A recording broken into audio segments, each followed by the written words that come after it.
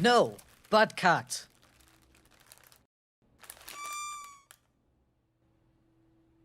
Aww.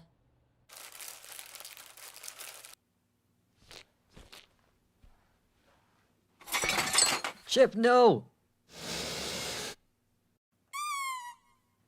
Aww.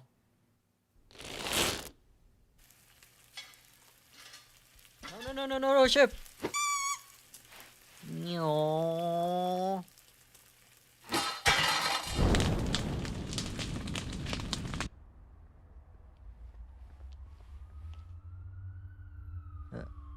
Chip?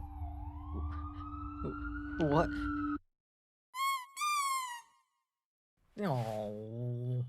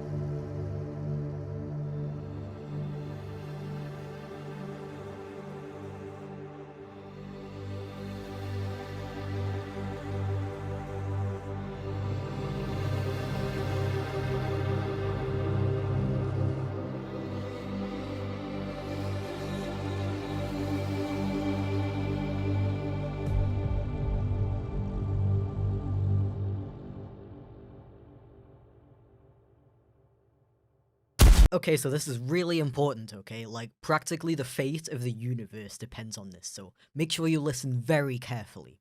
So basically, you get in the car, and you push the clutch. That's the pedal on the left, not the one in the middle, though you need to push that too.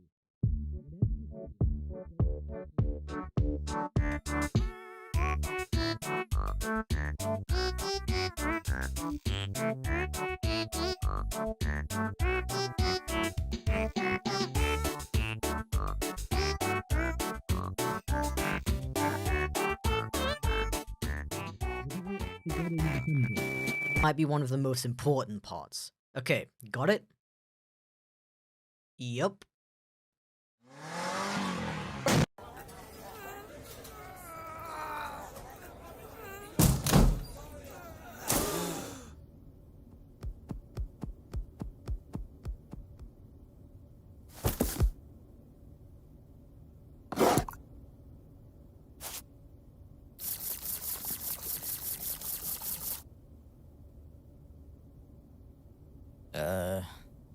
That's 350.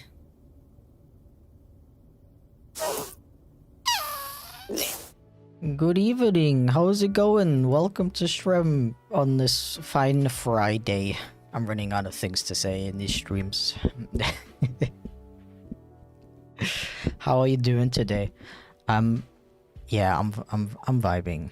I'm vibing. Doing pretty good so far. Very nice to hear. It's a sunny day here in Scotland. Yeah, it's super sunny today as well. It's like almost funny how much the weather affects my mood lately. Like the sunny weather is definitely making me feel better. That's cool. That's always nice. It's almost as if humans need sunlight to survive, or something like that. I don't know. Me.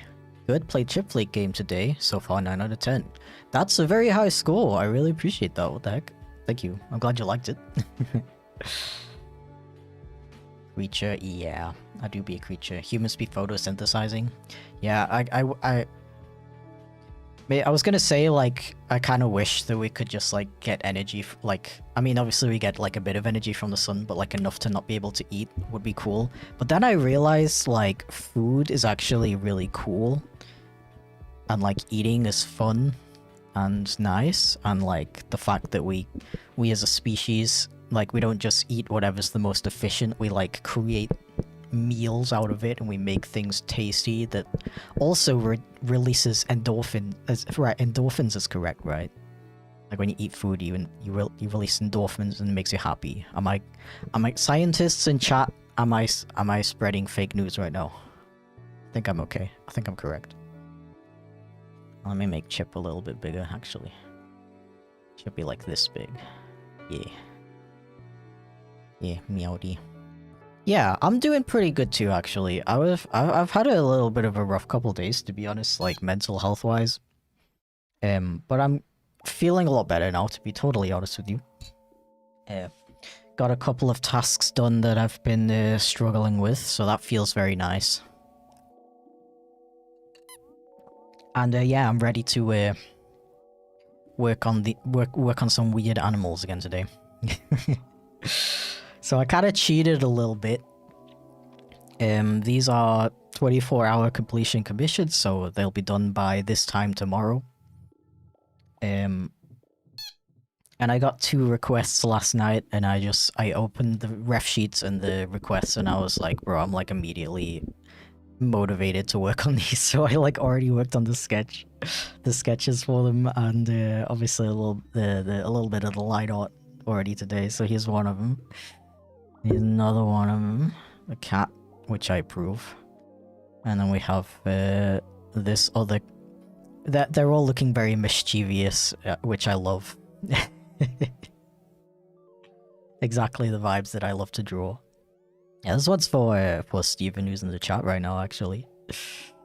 So yeah, I'm gonna continue working on the lines for this, and then we'll do some animation. Isn't that really cool? But yeah, feel free to share as usual if you are working on anything as well right now. I love hearing the funny projects and stuff that you're working on, whether it's art or games or writing. I know some people write while watching live streams. I don't, like, I respect it, obviously, but I don't know how you can. I'm envious. How do you do that? I hear somebody yapping in my ear, I can't concentrate on, like, writing. I can draw and stuff at the same time, I can animate at the same time. But if I need to write something, I can't listen to any speech. Yes. You know the new hype feature, the one to help small creators? If so, is it out yet? Because I swear to God it was out like a day or 2 before disappearing. Has it really disappeared? Yeah, I've seen it. I've seen it on occasionally on some channels. Oh my gosh, that was really loud for me. What the heck? Was the volume okay for you? Let me know.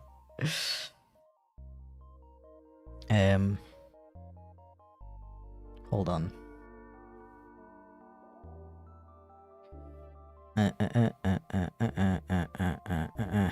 Didn't hear a thing? Really? Oh no, that's not supposed... That's not... You're supposed to be able to hear that. Wait, I think I know what the issue is. Na na na na na na na na na. Let me test something. Park online podcast. Yeah. Now you should be able to hear the meows. On shrimp, yes, I shall. Thank you very much for that.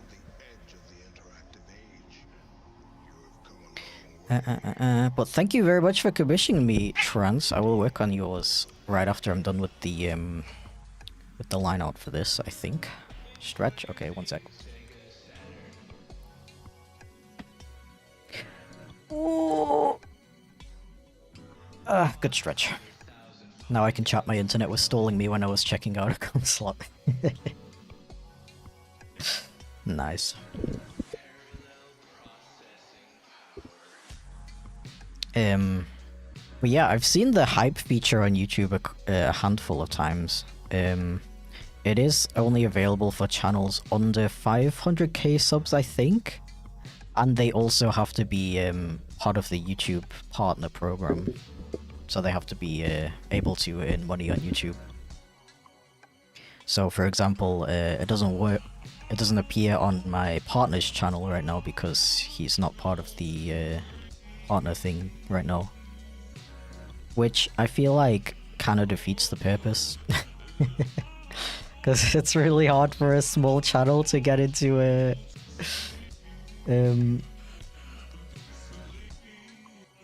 get into the partner program. And the hype feature would really help them out with that, but... I don't know.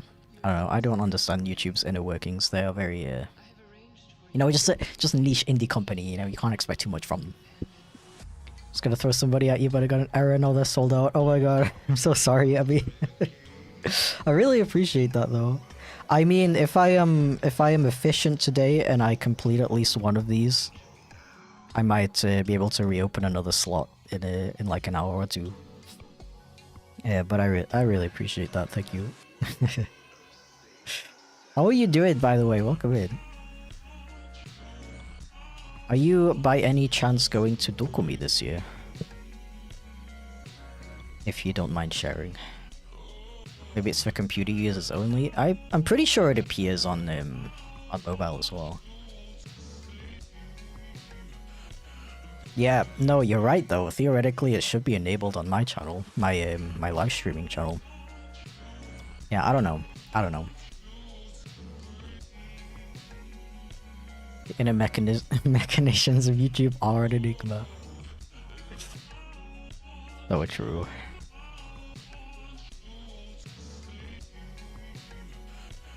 Good, what about you? I'm pretty good as well, actually. I was just saying that, oh wait, let me, recalibrate this. I do be looking wonky. I don't want to be wonky. I don't feel like being a wonky boy today, to be honest. There we go. I was just saying, I've had a little bit of a rough couple of days, like mental health-wise. But, I'm feeling a lot better right now. Maybe, yeah, we were just talking about, like, how humans be photosynthesizing. Because I feel like it may be partially due, thanks to the weather. But I also got a couple of projects completed that I've been kind of stuck on. And that feels very good. So, that might also be part of it. Yes, having my own stand this year? Oh, hell yeah. Hell yeah. Are you on the artist alley as well? I'm definitely gonna spend, like, way too much money at your booth. I love your merch designs, they're so freaking cool. And thank you for the bits, Felix. Welcome in. Meowdy Aaron. Meowdy Aaron. Meowdy for Felix. Wonking it today. I sure hope not. This is a family-friendly stream.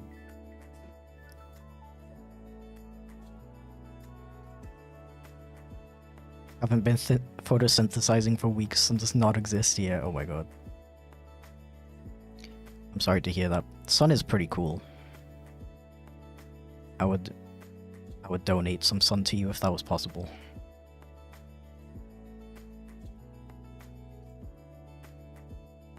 So I know that the skunk's name is Sock, but which Sock is it? The left one or the right one? Well, about that. In fact, my name is Socks with with an S. So you know, both, of course. You know, my whole life's motto basically is why not both. So yeah, pretty fitting, right?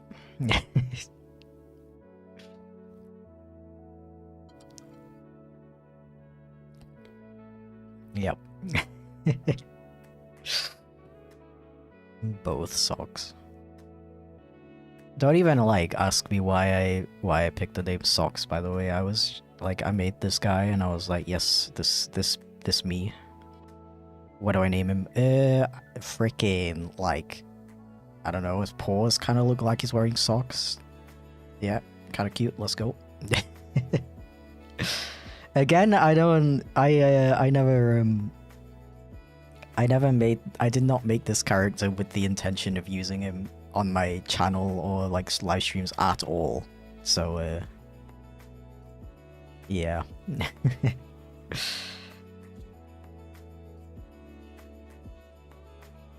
Yeah, creator, don't have that much art. I got declined every time I tried to get a slot for the artist alley, so I choose to share my stand with a friend. First time having a stand, so yeah, I'm nervous. Oh yeah, I see. So you're gonna be in like the exhibitor hall probably, right? That's that was my home for the past 2 Dokumis. And it was cool, but I feel like I kind of always felt like as an like a more international creator, I kind of didn't really fit in there. Because most of the other creators in there are like German creators. So a lot of people didn't even realize I was a Dokumi because they never went to the exhibitor halls because they're like, oh, I don't watch like German VTubers, I don't need to go there. Which was kind of sad. But we'll see. We'll see how this year goes. I know Artist Alley can get extremely hectic, so I'm a little bit nervous, but you know, maybe it's fun. Oh. Nice, we'll visit it. Yeah, I like highly recommend following me if you understand the German language. She's a very, very cool streamer with a very, very cool VTuber model. And aforementioned very cool merch as well. Which I will probably be buying a lot of.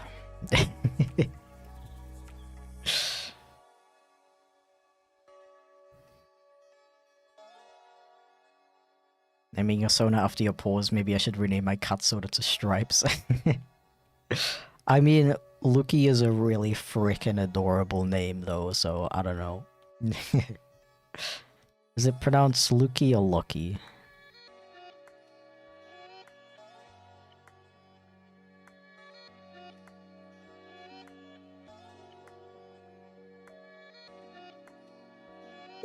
Ah.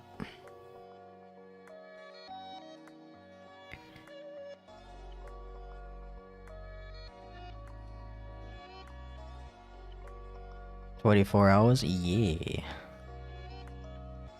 Yeah.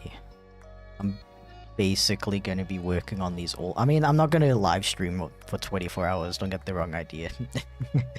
As much as I would love to do that, when it comes to doing really long art streams, after a while, I get too tired and I feel that it affects my, it starts to affect my drawing ability a bit too much.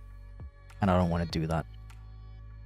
So I'm just gonna do my regular 3 hours today, and then finish these off in the evening after I have a break. Maybe a bit tomorrow morning as well, if I need to.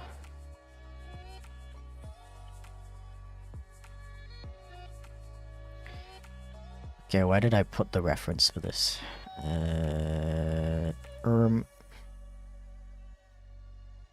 Yes, okay. Oh, very, very adorable.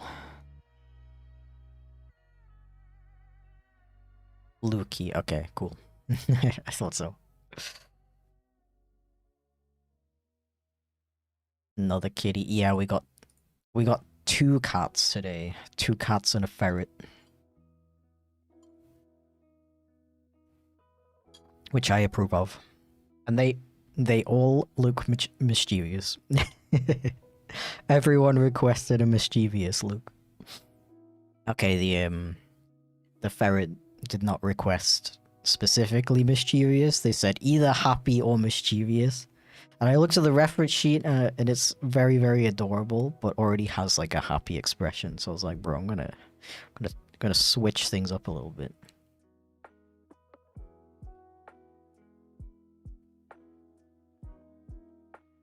Was confused and a bit concerned. No, if I'm ever gonna do a 24-hour stream, you would like know about it. I would advertise that. Okay, did that play? That should have played. And if so, was it too loud?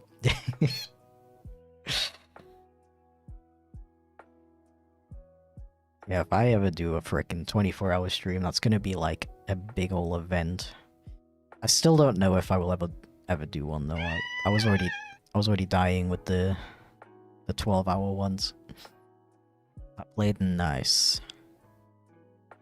Very nice. I'm glad I managed to set that up. It was really... You guys were right, it was really not as complicated as I was expecting it to be. Allow? Okay.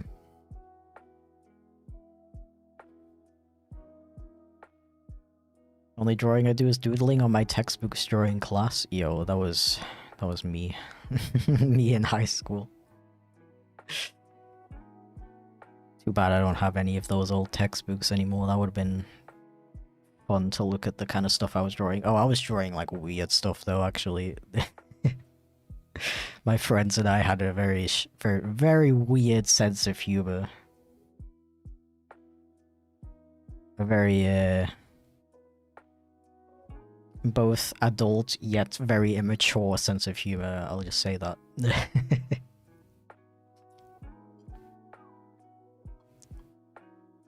Ah. But hey, that's still drawing. Which is cool. Drawing is cool. And nice, actually.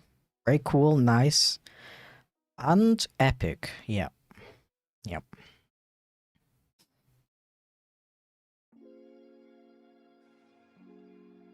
Might yoink a slot in a bit. I appreciate it. They are all full right now, but if I am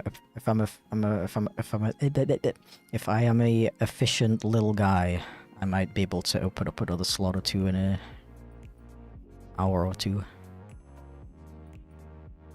I mean, like, I already did almost 3 sets of line art already, so chances are pretty high, I guess.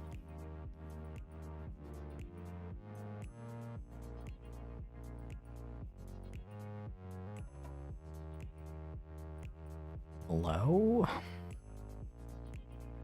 I love it when my iPad stops picking up that I'm trying to undo. So cool.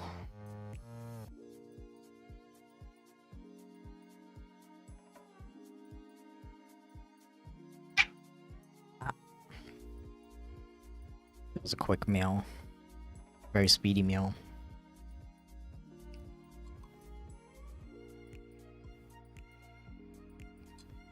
I have stuff to do for art class tomorrow. Also have to finish a Minecraft villager house for a project I'm working on. Okay, that sounds interesting. Jam-packed with stuff to do. For me, like, I don't know. I feel like I have so much stuff to do, but then I look at my task list. I guess most of it is, like, not that urgent, so... I don't know. I have started working on the next Chipflake video, though. I think it's gonna be cool. I'm just a little cautious about the scope of it, because it's a video that is it's important that I get that video complete by the end of March.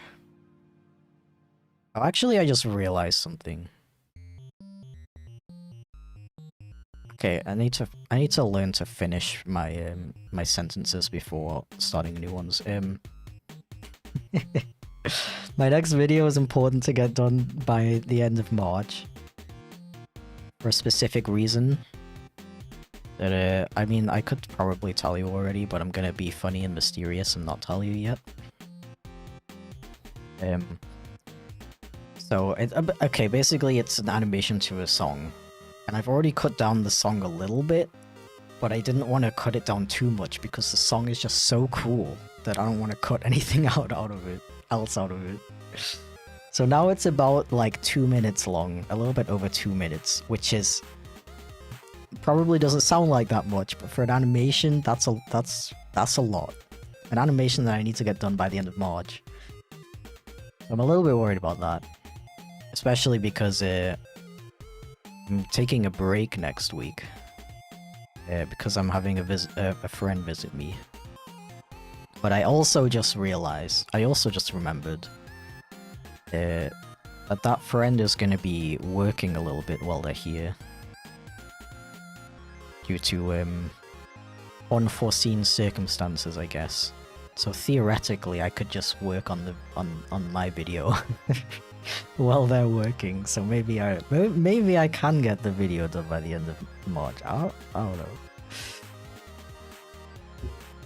Oh, another issue is though I'm going to a convention on March 22nd, 21st, and 22nd. Oh my god, so much stuff to do. It's Chip. It is.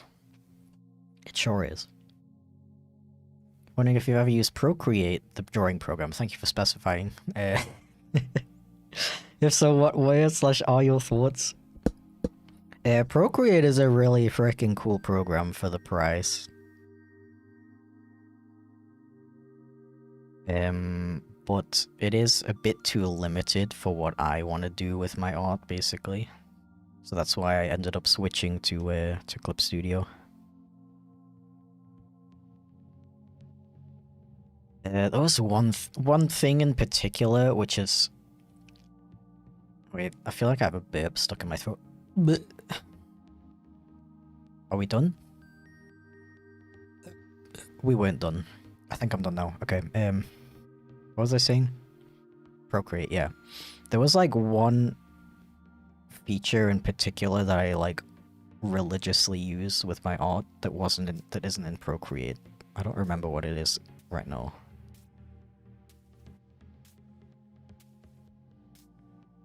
Frickin' like when you make a selection, maybe they've added that by now because this was a while ago, but when you make a selection, you can't expand it, which is pretty important for being able to color well, I think. Is that the feature I'm talking about? Oh.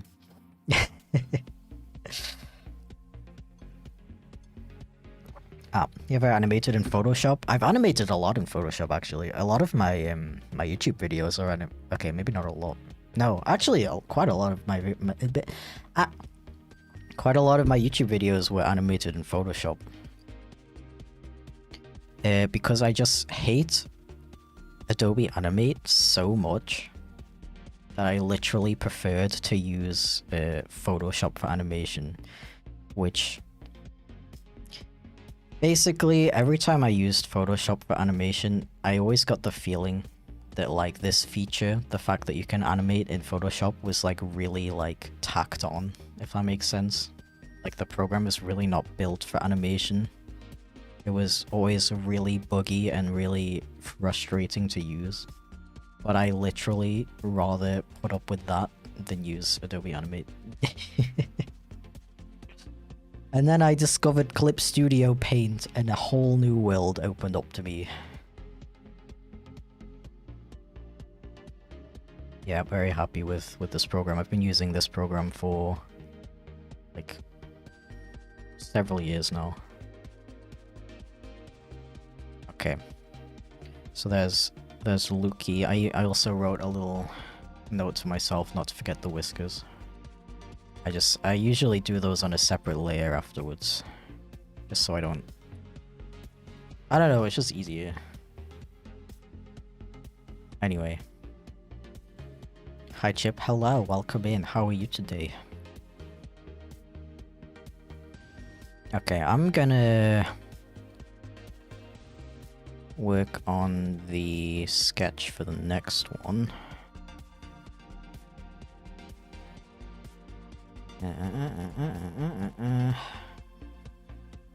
What do we got?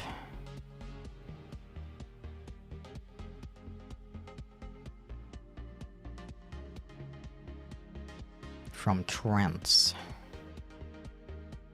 Okay, I see a Discord link. Is this gonna work? It does not work.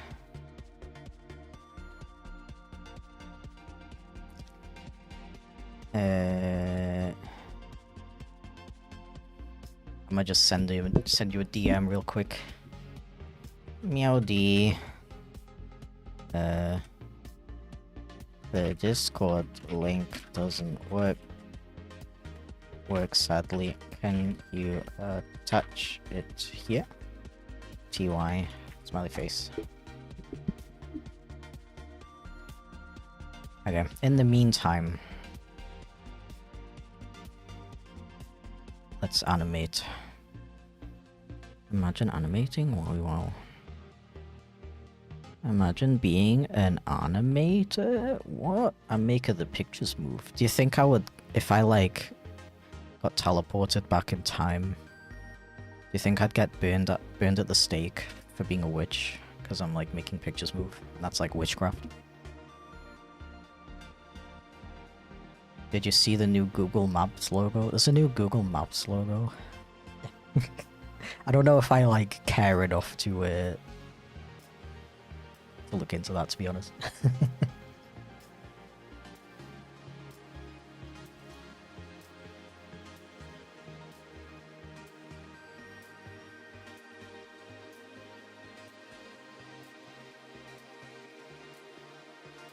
Do you think I should use a neutral voice for all characters or use a voice related to their gender? I don't know. I mean, I think that kind of depends on what you're going for. Either could be interesting, really. I don't think either would be a bad decision. URI an absolute Legend. Oh my god. Also hope ja doing all richtig die Chip. No, Master Gaming, you're the legend. You are the legend. Welcome in. Thank you so much for the dono. I really appreciate it. I don't know why my model didn't change. I'm just gonna do it manually. Wait. There we go. Okay, cool. No German. Nice. Welcome in, Master Gaming. How are you doing today? On stretch? Okay.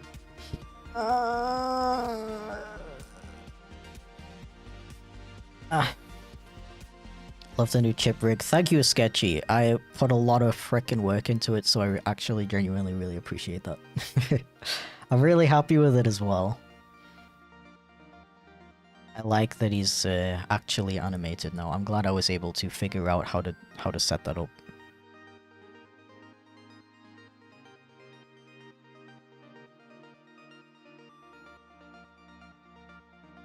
Doing good? Nice. That's good to hear. I'm doing pretty good too, actually.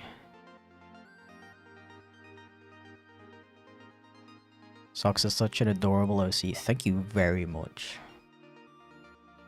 I do appreciate it.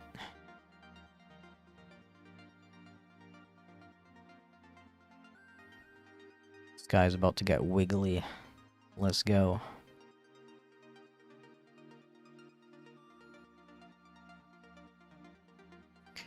Wait.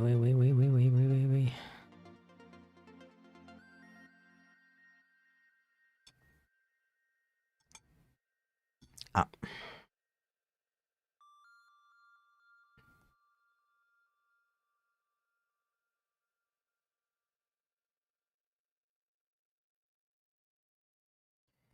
Meow. Do you know that video of the guy yelling at an egg? And he's like, meow. I really want to know the context. Actually, maybe I don't want to know the context because it's probably it's funnier without the context.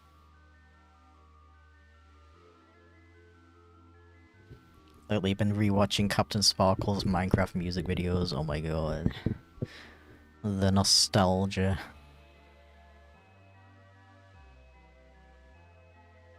Those were like really like, why were they so well made?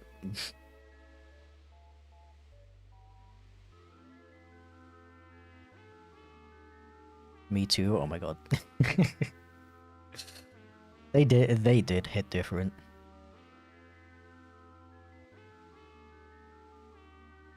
Oh, by the way, Trance, did you see my message on Ko-fi? Because Discord changed it recently, so you can't send links to people that contain images unless they are like in the same server, I think. Which is very stinky and annoying.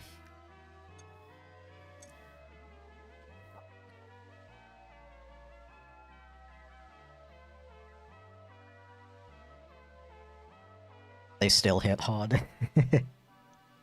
True, true. They're like one of those internet relics that hasn't even aged badly.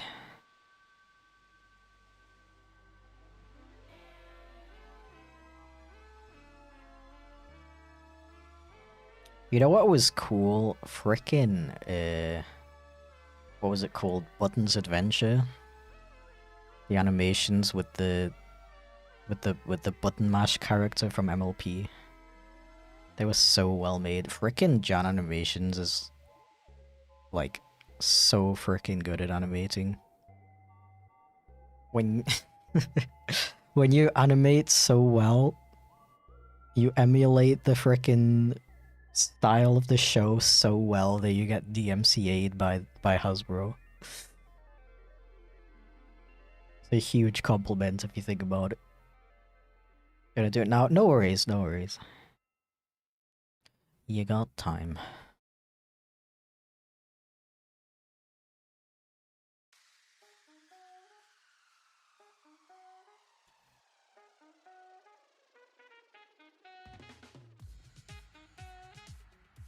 Beep beep beep beep beep beep beep beep beep beep beep beep beep beep beep beep beep beep.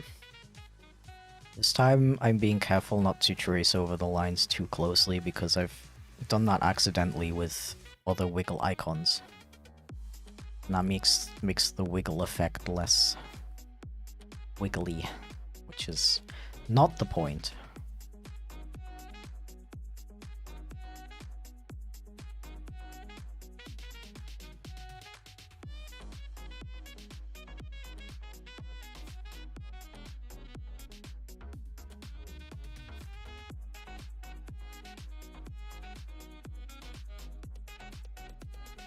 Ah. Bro, how... 2 weeks away. The con in the Netherlands I'm going to is 2 weeks away. I'm scared.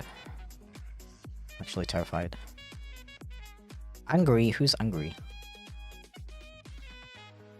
Think of the bits think of the bits, Felix. He's a gay nickel for doing the BBB vocal stem.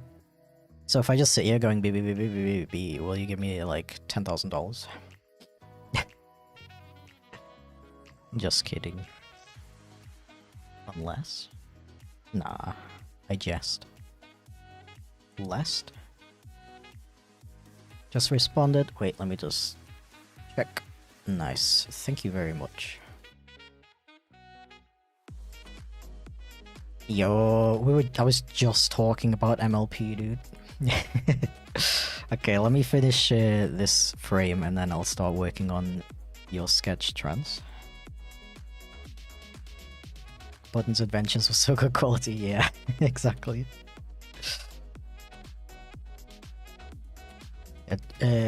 John Animations is still pretty active online, I believe.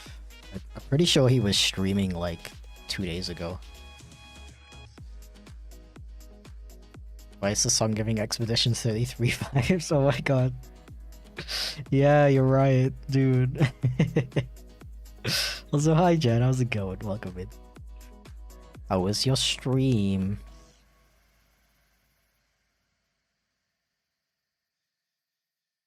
Love your YouTube. Thank you very much. I appreciate it. Also, welcome in. How are you doing today? If you don't mind sharing. I will always I will never pressure you to tell me how you're doing if you don't want to. Unless. Thank you for the bits, Felix. I'd hope to send you 40k gay nickels to reach 2k gay dollars. Well, better get started. I'm just kidding, please.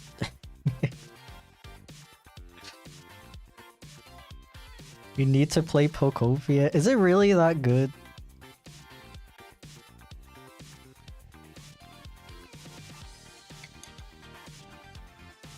It's been like 6 years since the last commission selling. Wow, okay. Well, I'm honored to break the... What do you call that? Not cycle. The streak? I don't know. I'm honored. Either way, thank you very much. I'll do my best. Really chill and cozy? What's not chill and cozy though is the price of a Nintendo Switch 2 plus the game. We actually, my partner and I fairly recently got a PS5. Fairly recently, it was around the time when Death Stranding 2 came out. So that was probably not that recent anymore.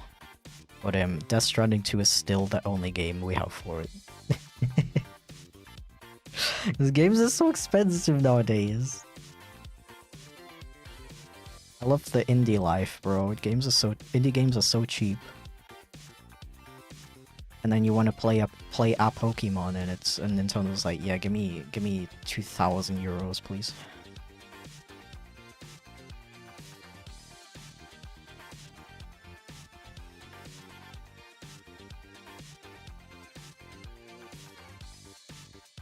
Yeah, Pombon is very, very adorable. That is true.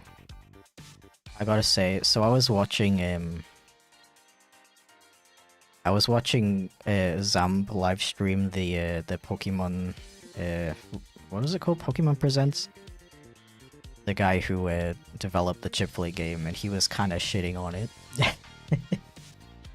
But the trailer for the next generation of Pokemon looked pretty good to me, I'm not gonna lie. I was kinda like, ooh. And then Zom was just like, bro, look at all these pixels, like, what is this texture they're using, bro? Disgraceful.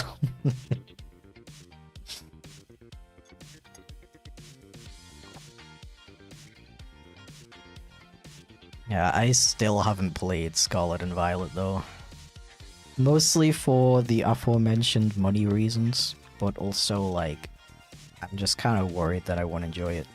I did get Legends Arceus. Not Legends Arceus, I love that game, but I meant ZA. And I was extremely disappointed by that game, I haven't even finished it. Okay. Let me start working on Trance's thingy. Bro, I haven't drawn a pony in so long, I'm so hyped. I used to draw ponies all the time. An updated version. I'm smiling with an orange and sky blue radial gradient if possible. Okay, so gradients are a little bit difficult because it will be an animated GIF and you can't have too many different colors. But I can like replicate it as like close as I can. Okay, so I'm guessing probably a similar facial expression though, right? So we got another another mischievous looking one.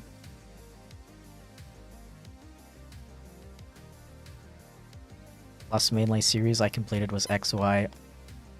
Yeah, my relationship with Pokemon is like, I absolutely loved every single mainline game until X and Y. X and Y really disappointed me. And then I was like, okay, maybe it's just a fluke. I got Omega Ruby and Sapphire. Unironically hated those games. I was so upset. But I was like, okay, Okay, like, I'm still gonna play Pokemon. I'm not breaking up yet. I get Sun and Moon. Also, really didn't like those games. You know what I did next? I get frickin' Ultra Sun and Ultra Moon for some reason. Without knowing that they're basically the same game with a couple of differences as well. So I was extremely disappointed by Ultra Sun and Ultra Moon. And then for some reason, I get Pokemon Sword. Even though I've been disappointed by the last 3 Pokemon games. And guess what? I didn't like those either. So that was the point I gave up. Until Legends Arceus came out. And I actually, like, that's like one of my favorite Pokemon games now. I freaking love Legends Arceus. And like, yeah, I know it looks extremely ugly. Yeah, that's very true. The graphics are terrible. But gameplay-wise, literally the most fun I've had with a main series Pokemon game since X and Y.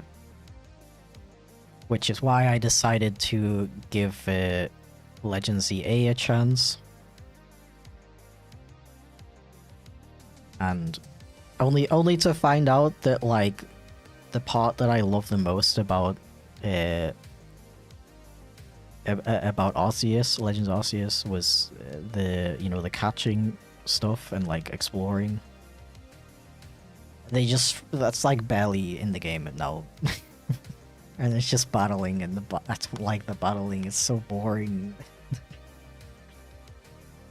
Our Gold Soul Silver was the best. True. Love those games. However you do it will be good either way. Okay, I appreciate it. Thank you for the feedback. In the middle of playing Y at the minute. X and Y were the first Pokemon games. To me, they were merely okay. Each one afterwards were bad. Yeah. Yeah, literally the exact same opinion as me. Except Legends Arceus, which is good somehow. Yeah. I did replay X and Y again, like, it was pretty long ago now, but like after a couple years after it came out. And I liked it more, but I still wouldn't say it's like that good. There's like this one point in the game that's really boring. It's like when you're in that like red desert kind of thing, and you go to like, I forgot what it was, some kind of building, and there's just a bunch of Team Flare in there, and you're just fighting these freaking Team Flare guys, and there's like a million of them, and it's so boring.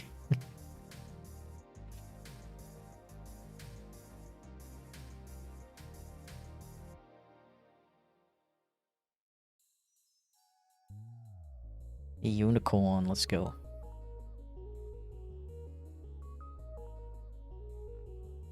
Pokemon with Sword was actually my first game. I really enjoyed it, though it was probably because it was my first game. Yeah, I'm always really interested in how people who didn't grow up with Pokemon or like haven't played the games, the older games, like what's their experience with Pokemon, because I feel like most newer players who play the modern Pokemon games like them, right? Because otherwise they wouldn't sell so well, right? I'm also really curious about like how newer players find the really old Pokemon games like Red and Blue. Because I actually played all of the Pokemon games in order as they came out. Like, Red and Blue came out in Europe in '97, I think.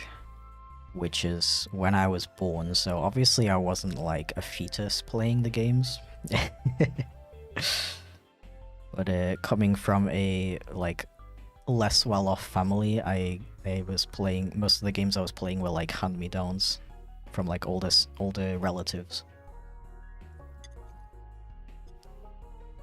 So I ended up playing all of the Pokemon games in order because of that, despite being like not that old. So to me, like I still play Pokemon Red from time to time. I still love it. I think it's still like a really solid game. But I imagine as someone who grew up with the more modern games, it's probably pretty like janky and difficult to play, right?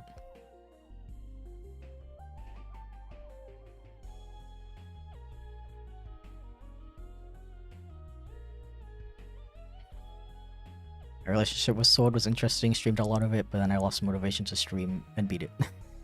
Nice. Yeah, Sword was a bit weird for me as well. I remember not really liking it that much, and then there was like this one section in the right in the middle of the game where I was actually really having fun with it. And then it just like, I wish I could remember exactly like at what point my mind changed. But then it just like got boring again. And I was like, man, where was the fun? That was actually really fun. And I do really like the region that Sword and Shield are based in. Obviously it's very UK inspired, so there were a lot of fun references and stuff that definitely improved my experience. And I love the Pokemon designs as well. I think the design, no matter how bad I think the games are, can get, designs, the character designs, the Pokemon designs, always top tier. You're watching my stream on 2 screens? Okay. Impressive. Dropping the national dex was the last straw. That's really interesting to me. I really wasn't that bothered by the national dex drop thing.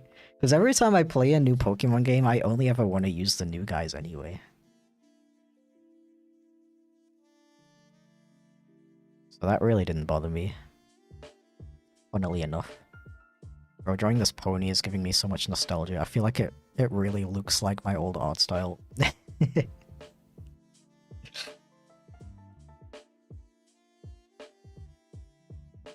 drew so many ponies from like age 14, 15, 14 till I was like 18.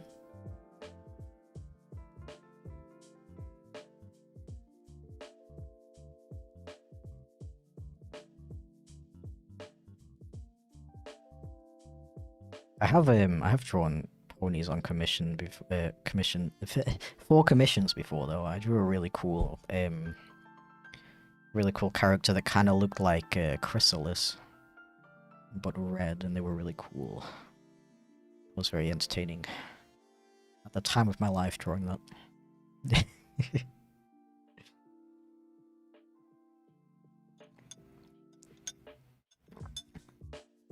Got blue and gold handed down from my big sister, which were my introduction to the Pokemon games. Yeah, it was really similar for me as well, actually.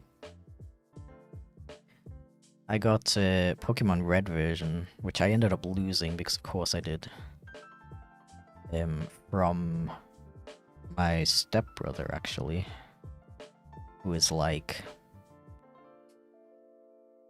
5 years older than me? A bit more than that, actually. I think.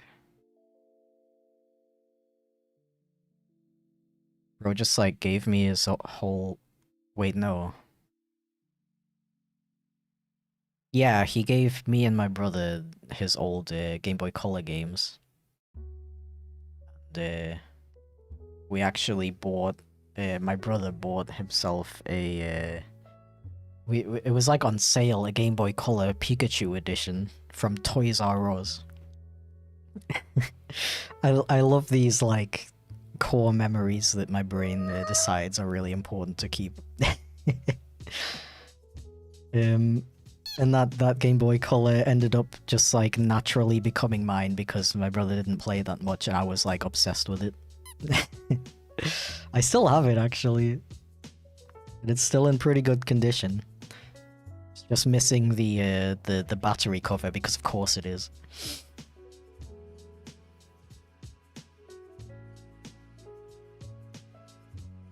think of the same Game Boy, no way. Nice.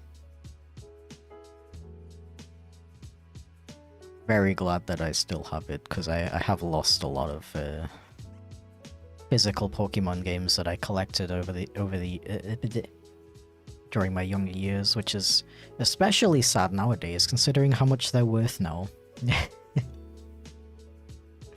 If I want to replace them, which I really want to, I want to have every Pokemon game physically again. But, you know, I can kind of give up on that right now. Sadly.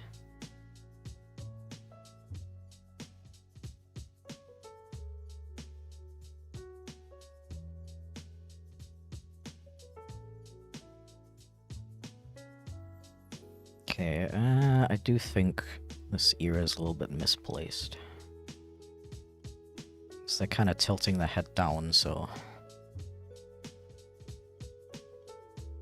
Sad. Yeah, my saddest loss is, I lost my original copies of Pokemon Black 2. Which is very, very sad to me because I love those games. Now I own a version of like this. So back before the Pokemon game price boom, I actually got a copy of Pokemon Black off eBay for like 15 euros. But it's in German.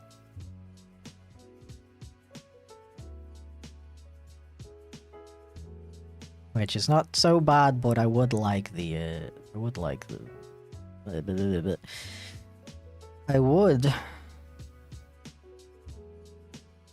like the English version back someday.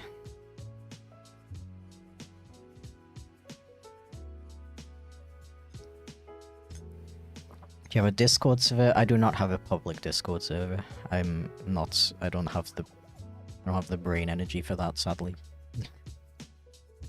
I do have a Patreon server open right now. But that's it. So I don't think I can handle one where there's like lots of people joining regularly. Stretch? Okay. I hope I didn't miss any stretches.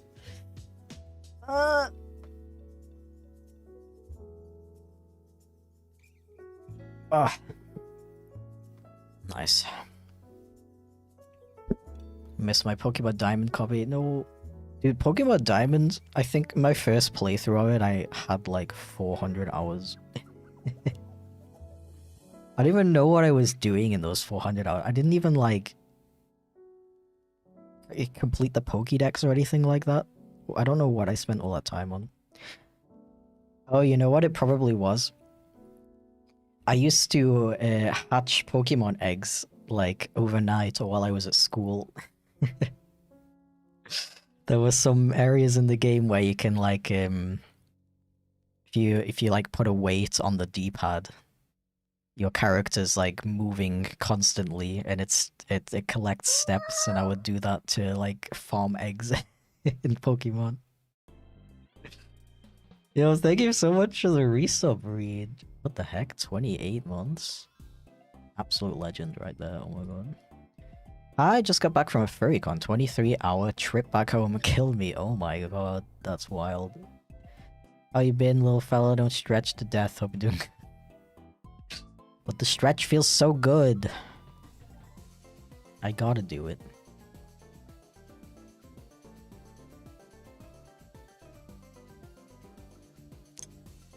But yeah, what was it? 23 hours? Where did you travel to and from, if you don't mind me asking? Like, what country? Or state? Oh no. Heard from a lot of people that Black and White are the best Pokemon games. They were peak. Personally, I consider Heart Gold and Soul Silver the best.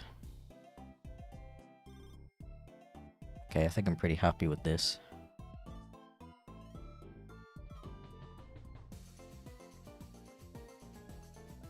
People travel long distances for cons. Yeah.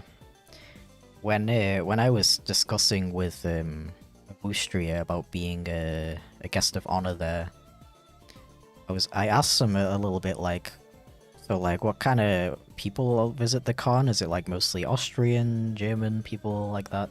And they're like, oh, like, the attendees for Austria.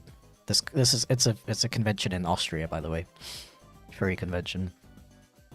They were like, oh yeah, our attendees are, like, really international. Like, we get people from, like, America, Asia, like, all over the frickin' world. Which is wild. But, I guess I mean, it makes sense because it's kind of like a holiday for you, right? Interesting to see where people come from when at a con. Yeah, definitely. Heard a lot of a lot of varied accents when I was at Eurofurence.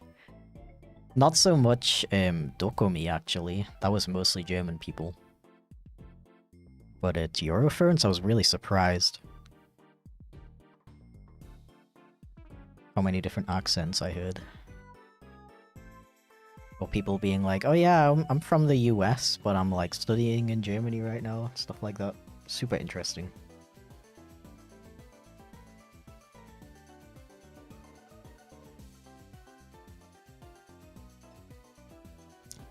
Need to play the DS Pokemon games? You do, you really do.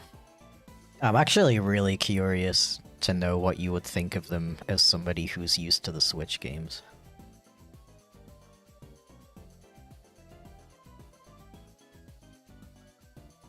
Love it. Awesome.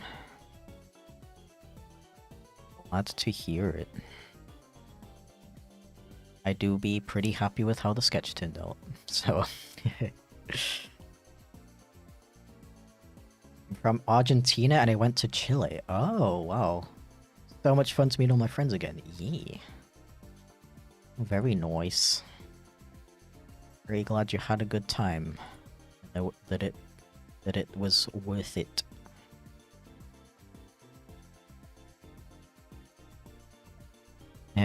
I might just go and take a very quick break, considering ads are running on Twitch right now anyway.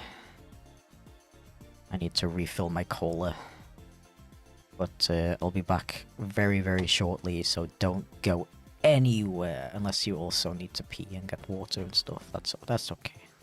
I forgive you. Okay, be right back.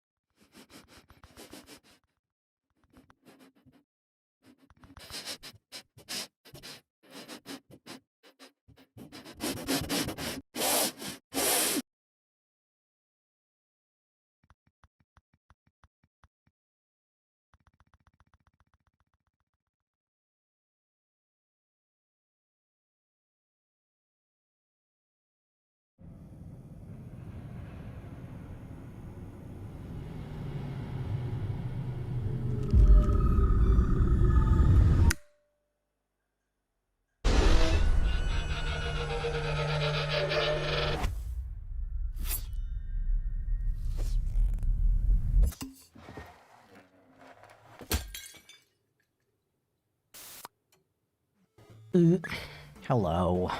Welcome back. Might have to do with the fact that although we are growing, being furry is a niche, so big cons are like big goals to get to. Yeah, people are willing to travel long distances. Yeah, definitely, definitely. I can see that, like, if somebody has an anime convention in their own country, there's not really a reason for them to travel all the way to Germany to go to one. That maketh sense.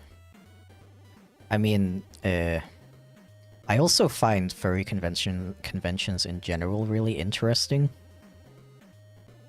Because there's a lot of incentives to go to one. A lot more incentives than other types of conventions. One of those obviously being to visit, to hang out with your friends. Like, they're a lot more social than other conventions. Very, very interesting. The only con I go to is the local one in my city, but I do want to go to ones around the world someday when the economy allows. Yeah! I am gonna try to get into the Artist Alley for some UK conventions next year. Which will be interesting, probably.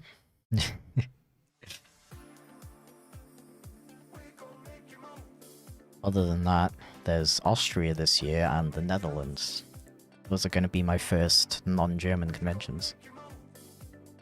Well, that I'm vending at.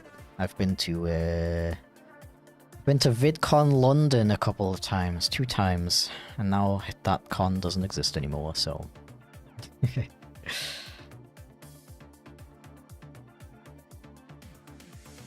I go to BLFC this year, that's like 3 days of travel. 3 days? Wow.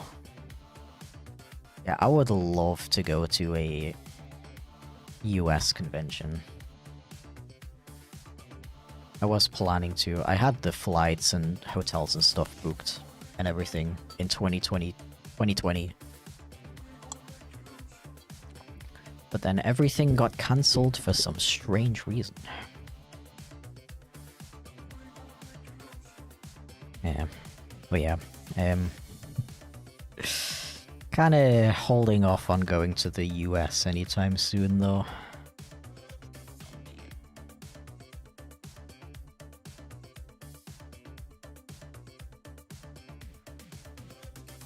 I think the only UK convention is Scotia, so I haven't been to any yet. I might go to ScotiaCon next year though. There's quite a few UK furry cons. The biggest one is Confuzzled in Birmingham. But I've also discovered a couple of smaller ones. The only one I can think of off the top of my head right now though is there's an Irish one, actually. So other than ScotiaCon and Confuzzled, the others are pretty small. But they do exist. Wait, VidCon's gone? The UK one is gone. There's still the US one and VidCon Europe, which changes location every year, I believe. I don't know. I haven't really been interested in going to VidCon for a long time, so... I mean, the only reason I went to VidCon London back then was because I knew a lot of people who were going, like the small animation community back then. We all went together and hung out together, it was so fun.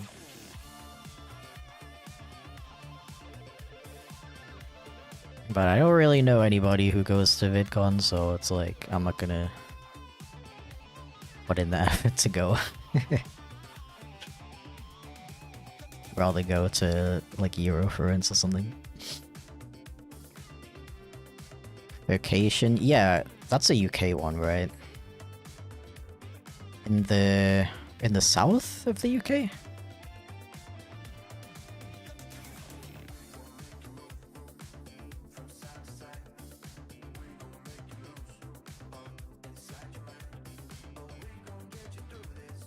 I'm northern, so anything south I forget exists. Fair enough.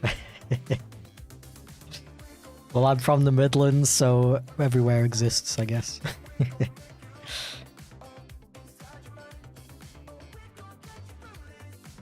Does 24 hours mean a 24-hour stream? No, sorry. I realize I've confused multiple people with that. The commissions will be completed within 24 hours, but I'm not gonna stream the whole thing.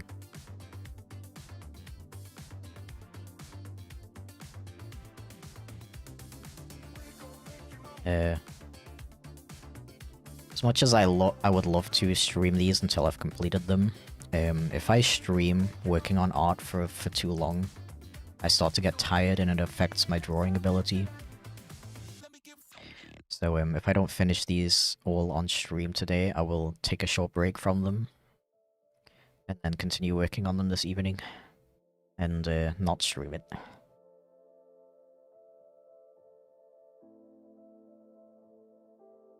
So in the southwest in November. Ah, I see. Yeah, I did,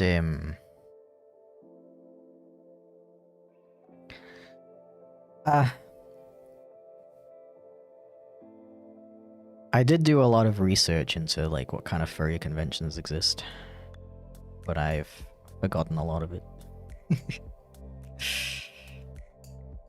But I have them all. I have them all on a list. I've always been using your strams to do product IV stuff like studying and making for Swiss. Now my time has come to leave. I need to go to school. Love ya all, have a nice day 33. I love the German accent. It's so good. Thank you so much, Reed. I really appreciate it. Oh my gosh. I need to reread that. I've always been using your streams to do productive stuff like studying and making the fursuits. That's really awesome. That's like exactly what I want to be. But yeah, have a great day at school, dude. I really appreciate the dono and the resub and everything. Have a wonderful rest of your day. And get some good rest if you can.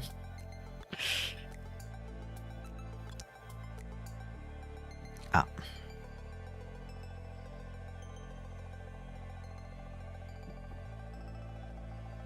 Good morning, I can say that I've now completed Chipflake you 100%. Hell yeah, good job.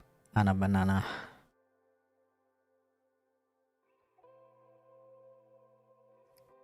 Lots of sold out. Yeah, I'm sorry. I'm sorry. I'm gonna try to complete at least one of these so I can open one more slot before the end of the stream. But if not... Hold on, when will I... When... Because I'm very much open to doing more streams like this. It's just my schedule's a bit spotty right now. Because there's not going to be a stream next Monday. And maybe on Friday as well. Because I am free on Friday. But a friend of mine is visiting and I don't know if I'll be like too depressed to stream on Friday. Because they're leaving on Thursday. And then the week after...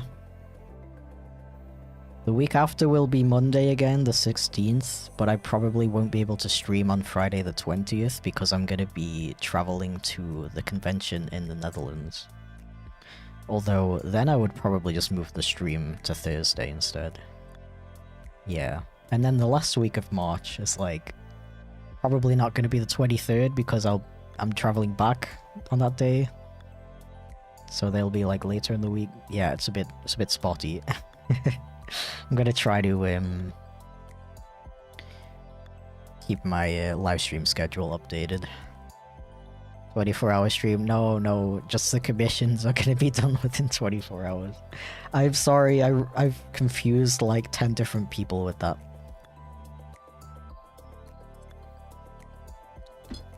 I didn't realize. Actually got super Chipflake ooh after seeing another streamer playing it. The NPC dialogue is absolutely hilarious. I'm glad you think so. I'm really glad that people are receptive to the humor of the game. Because it was written by like mostly 30-year-olds. 30, not 13. I don't know if the humor is like too millennial coded. But it seems like most people enjoy it. Which is cool. So cool that you're at Made in Asia. Yeah! It's gonna be my first ever non-German con. Very hyped. It seems like a really cool convention. I've heard a lot of really good things about it.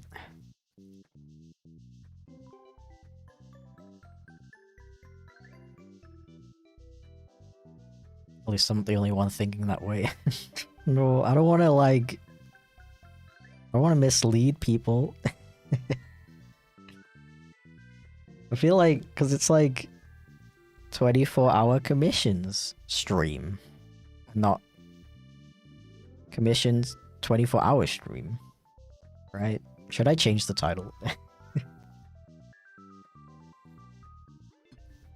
It's millennial coded because you lost the game. No! No. Do like... Does like Gen Z and Gen Alpha, do they know what the game is?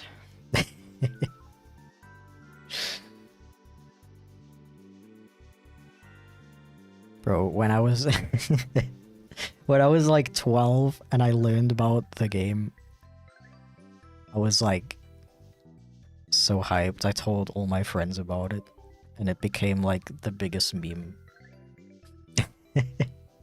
Was doing so good with the game too. Yeah, okay, somebody did talk about another over 30-year-old friend of mine talked about the game recently, so I did lose it pretty recently. But before that, I hadn't lost it in like years. I swear. Chipflake Ooh has similar humor to the old Lego games, which is peak. Really? That's interesting. I know, all I know is a lot of it's very, like Conker's Bad Fur Day inspired. But obviously not as raunchy.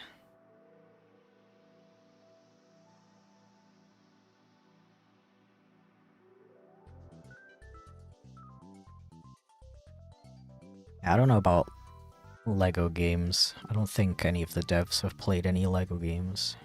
Maybe, I don't know.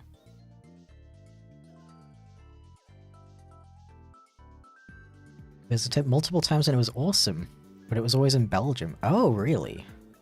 I didn't realize they changed locations. That's interesting.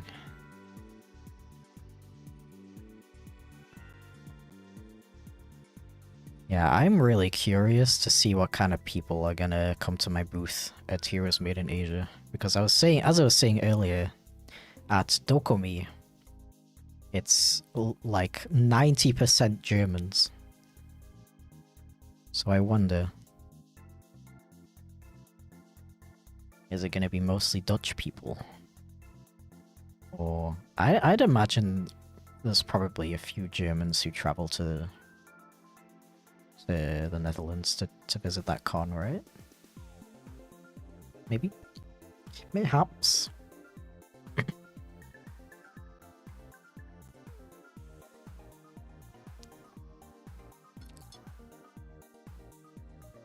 A fellow 30-year-old and the humor's right up my alley.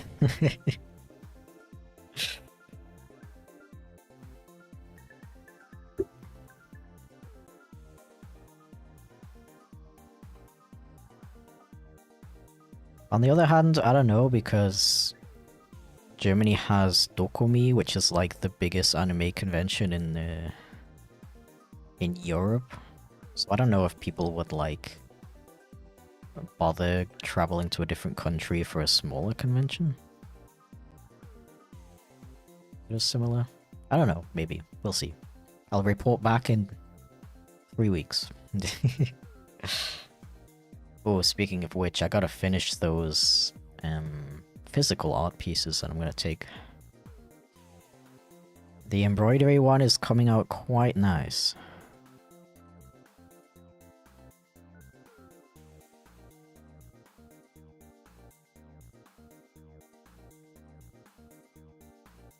Yeah, this is looking cool. I'm pleased with this. I am pleased with myself.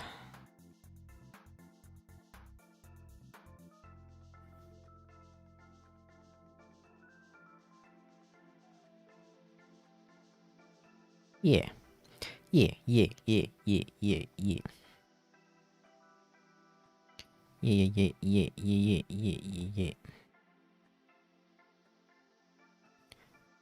I do really like sharp lines. Very satisfying.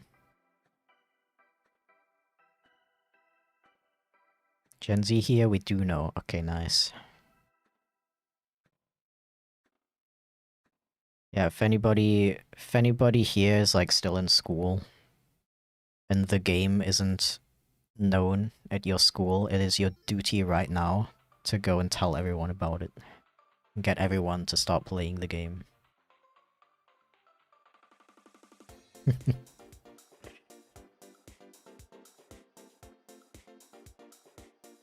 What if you put the game into Chipflake Ooh?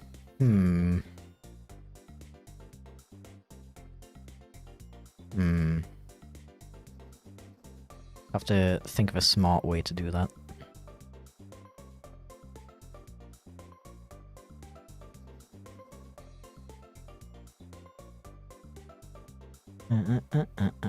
Okay, okay. Am I missing any elements of this character? Oh yeah, that freaking eyelashes. I totally forgot. Eyelashes. Okay, that clip from SpongeBob where he's like, where he like knits a sweater for Squidward out of his eyelashes. It always bothered me because he's like eyelashes, but his eyebrows are the ones that are missing, not his eyelashes.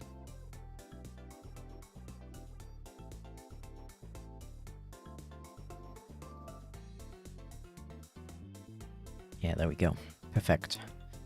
Okay. Let's go back to animating this dude.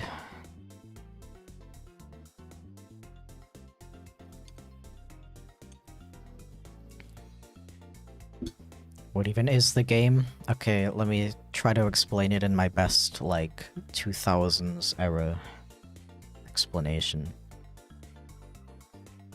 The game is a game that everybody is playing. You can't choose not to play the game. And basically, if you think about the game in any way, you lost the game.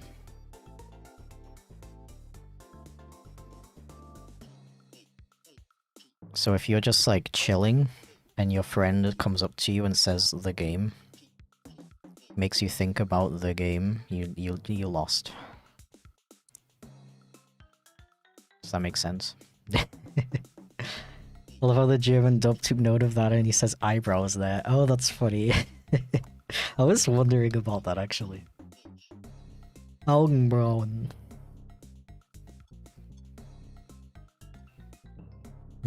Helps not at all. Okay, what are you still confused by? I'll try to explain it.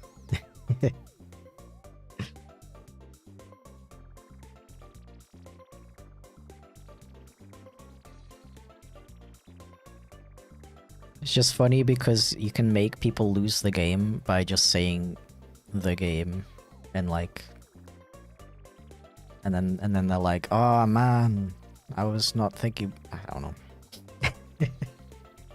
It's like really dumb, but it's funny.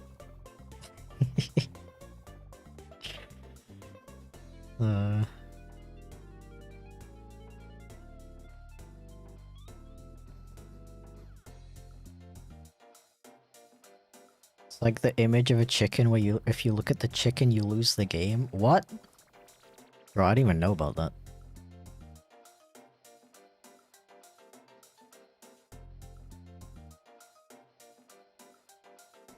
Trends are so weird, yeah. But the game, though, was especially funny to me because back then, I was like the only person in my school who was terminally online. So nobody knew about it.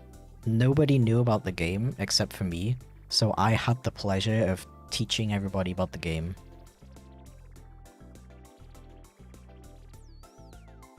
Oh, I was like the weird guy who always had like weird weird internet things that I would share with my non-terminally online friends, which was everybody except for me.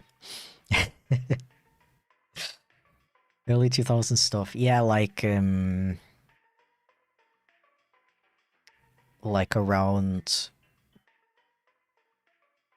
2007, 2008 maybe, or a bit later actually. Because this was high school for me.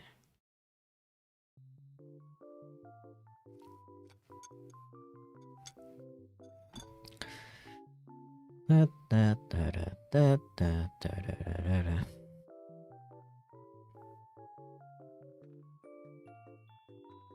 think finding memes back in the... I don't know how to say that. Noughts? Like, noughts sounds so stupid. In the 2000s and early 10s was so much better than the TikTok days of now. I have such mixed feelings because there have been some banger memes in the last few years. But what I hate about it is the meme lifespan has become so short.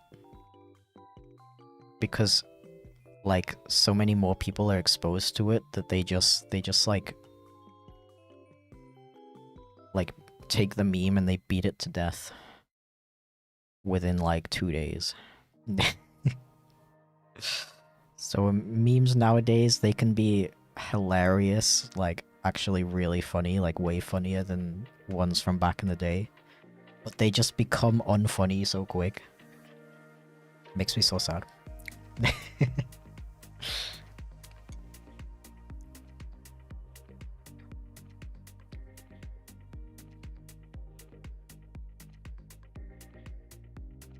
Okay, listen, I didn't say all of them are banger memes, okay?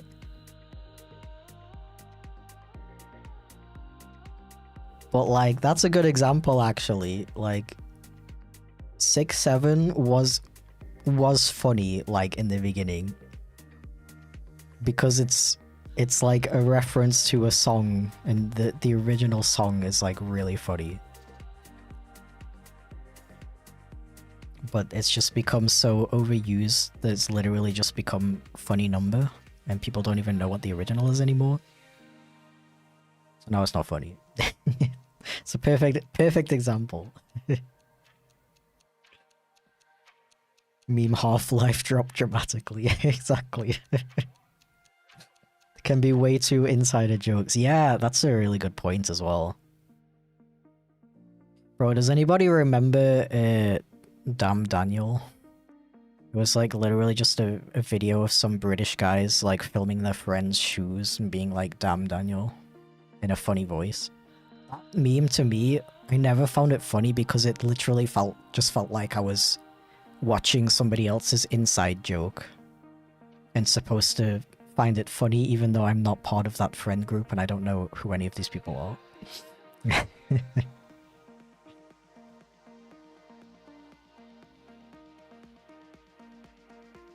fact that the UK Prime Minister did that meme as well. Bro, I never want to look at those two numbers ever again. That is absolutely appalling information.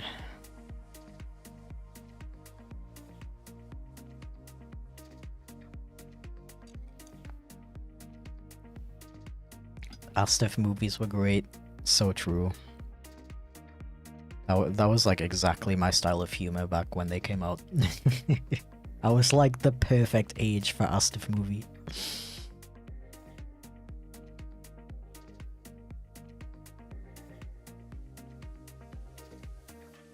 Rickroll was a better meme. It taught people not to trust random links.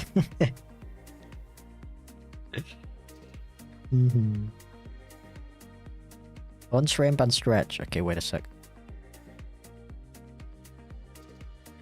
Yep, okay. First I shall unshrimp. And then I shall stretch.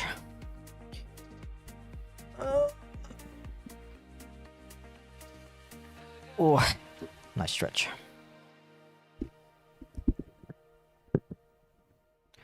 Hi Chip, hello, welcome. I'd say Damn Daniel was first inkling of modern brain rot. Yeah, everything got worse since Damn Daniel.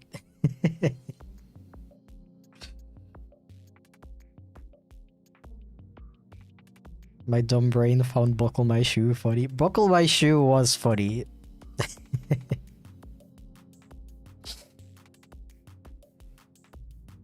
Because it was like an actual joke, right?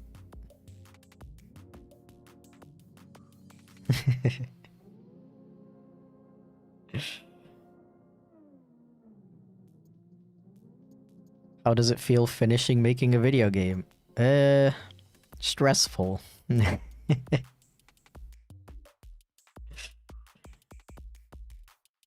It is stressful because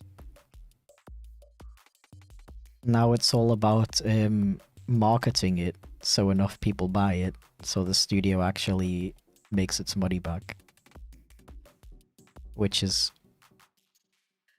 very hard to do because they went way over budget. Which shouldn't be something that it shouldn't be like such a worry for me because that's technically their problem and not mine. But like, they're my friends and I want them to be I want them to be financially stable and happy.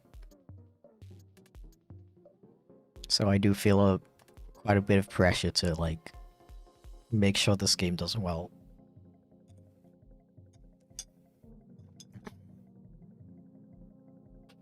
Unshrimping is a nice word, I love it. Glad you appreciate it. Yesterday a clown held the door open for me. I thought it was a nice gesture. Bro, I need to steal that. I have a friend who is like obsessed with dad jokes.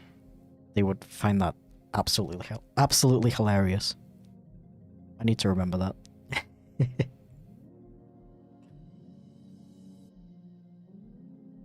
Thank you for sharing.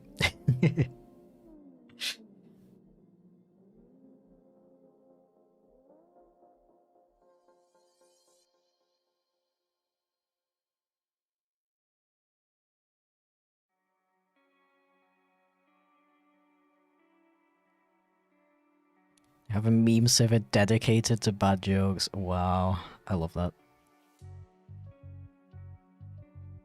I've come to very much appreciate the energy of dad jokes lately. Is that what happens when you get when you're almost 30?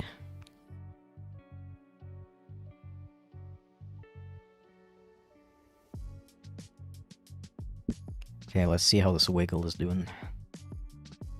Oh wait, I noticed something. Be gone. There we go. No, you need to loop. I don't know what's going on. I always forget where the option is. Timeline? No. Playback settings, loop play, yes. Yeah, look how wiggly. Let's go. Okay, I do need to fix this. Yep, very good and nice. Now we just have to do that 3 more times. You sold one more game? I waited for my paycheck to buy your game. That's really sweet of you, thank you. I hope you enjoy it.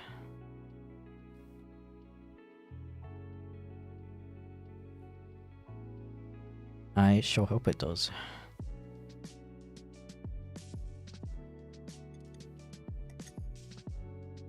Why are Mexican salamanders so smart? They axolotl questions. Wow, that was impeccable.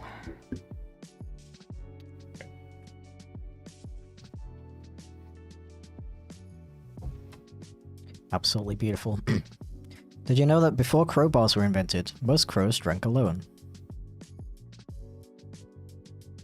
Amazing.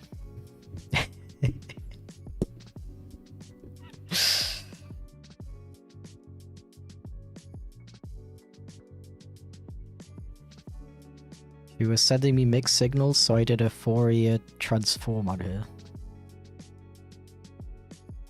I don't get that one. I'm gonna need an explanation. I'm not dad enough for it. I was wondering why the tennis ball got bigger, and then it hit me. That one's amazing because it also incorporates slapstick. Everybody loves slapstick.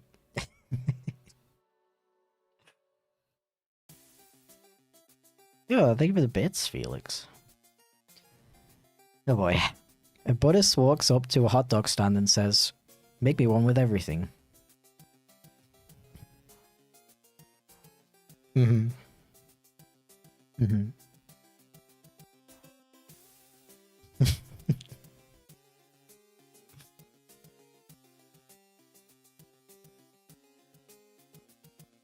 A dad and a math joke. Oh, is that why I didn't get it? I'm not a math guy.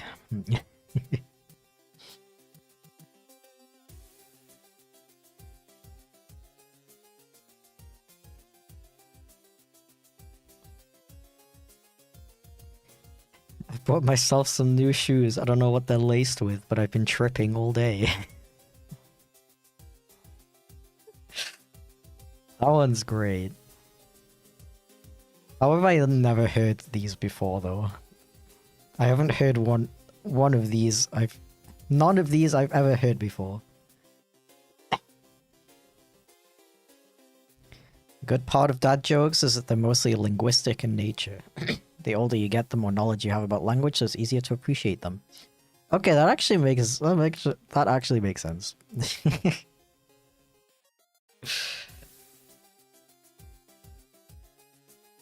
Yeah, that laces one is great.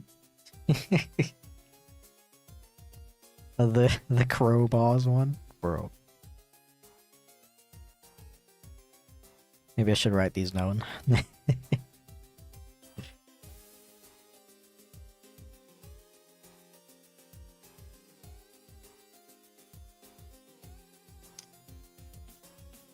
Did you hear about the circus fire? It was intense. I know a similar joke with the same punchline related to camping instead, but it's a bit too adult for the stream. Thank you for the bits, Relics. Why did the demon go to jail? He got arrested for possession. Damn.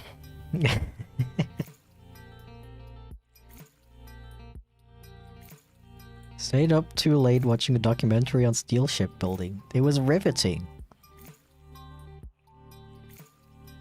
Well. I'm running out of reactions for these. There's only so many ways you can react to a dad joke.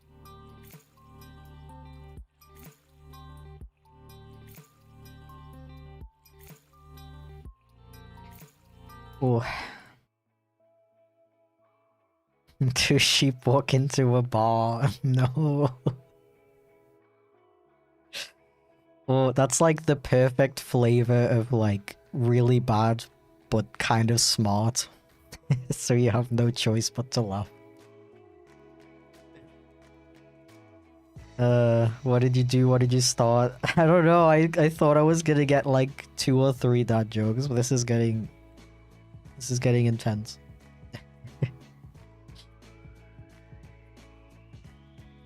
When does a pun become a dad joke? When it becomes apparent. Apparent, bro. Oh, that one doesn't really work as well when you say it. Good text related joke though.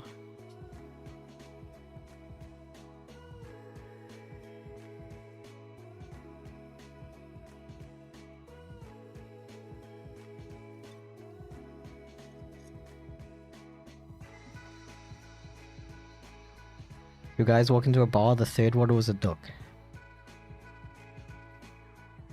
Am I understanding this one correctly? The joke is that the guys walked into like an actual bar and the third one ducked. Is that the joke?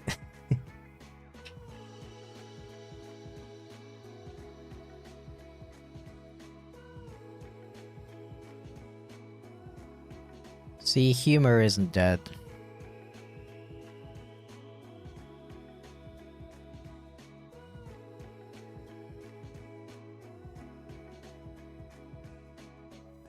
Oh. Okay, no, this is getting out of hand. This is too much. I'm not. I can't just spend the next hour and a half of stream just reading out dad jokes. Come on. I feel like my face tracking is a bit uncalibrated.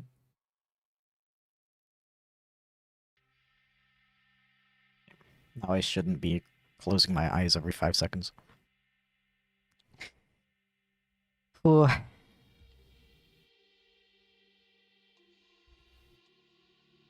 Why there's so many dad jokes? How did we even get onto this conversation? Oh, we were talking about like meme humor nowadays.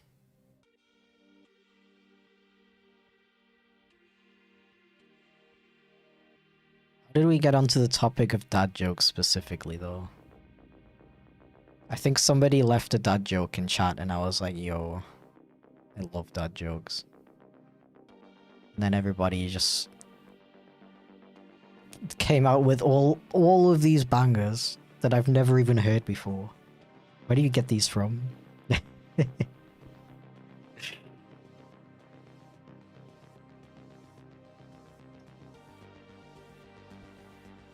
Okay, this one, like, I love these types of jokes the most.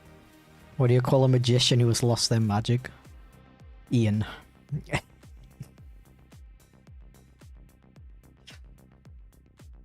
It's like the same energy as the... What do you call a deer with no eyes? I have no idea. I used to tell that one, like, every day in high school. Okay, no, I think that was a primary school banger. In high school, I was already walking around going, "I can has cheeseburger?" question mark.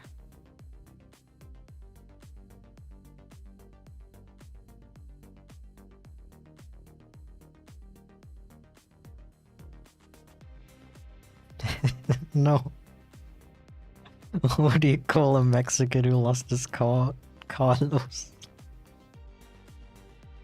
No. Okay, I need to remember that one. Please. What was that other one that I found really funny? I already forgot it.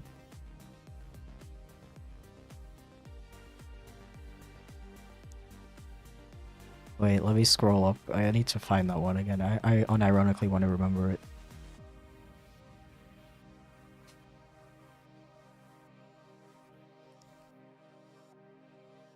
Oh yeah, yesterday a clown held the door open for me. I thought it was a nice gesture.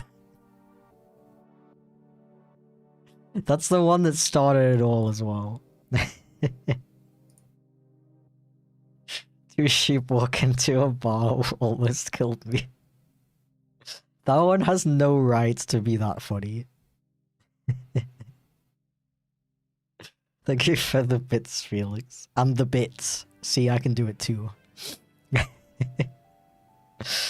I'm not funny on my own. I'm best at making jokes from the material people give me to work with. Yeah.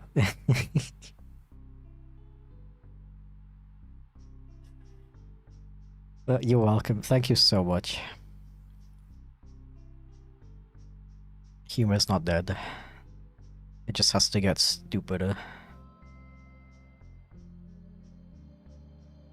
It just has to get more stupider.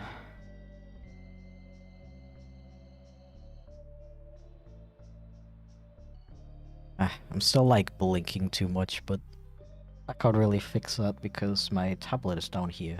My camera is up there. Oh well.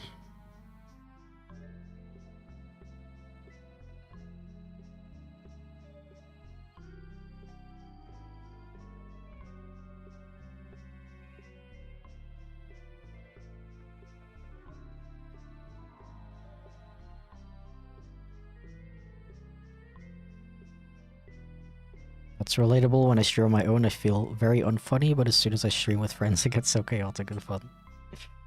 Yeah, some people are just... Some people have a very good way of bouncing off other people's personalities and styles of humor.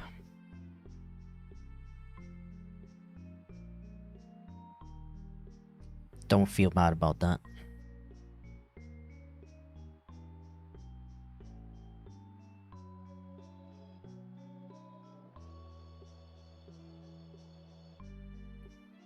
Personally, I love the idea of streaming with multiple people, but my brain, like, cannot keep up with it. It's, like, too chaotic.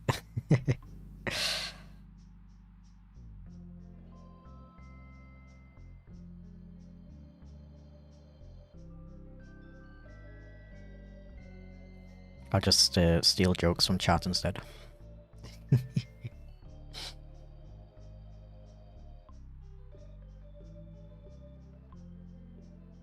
Well, drawing, but it's nearly 2 AM for me, so I'm leaving, just saying hello. No worries, Hyphen. Welcome in, though.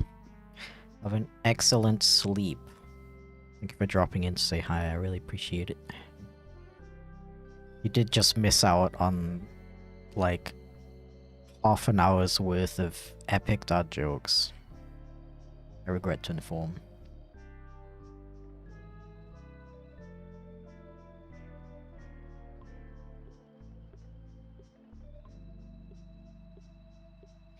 How long does a keychain take to deliver to the UK from the Salsa Shark website?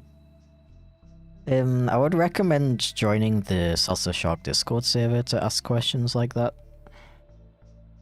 Because I don't handle the merch. But I know that some international orders are kept and sent out in bulk for like import and tax reasons, but I think for the UK it shouldn't take too long. Thank you for the stretch reminder.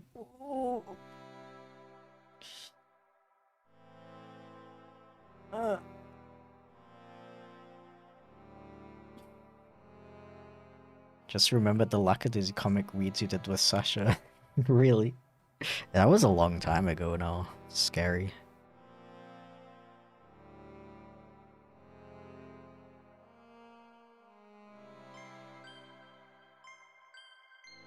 Scary how time do that.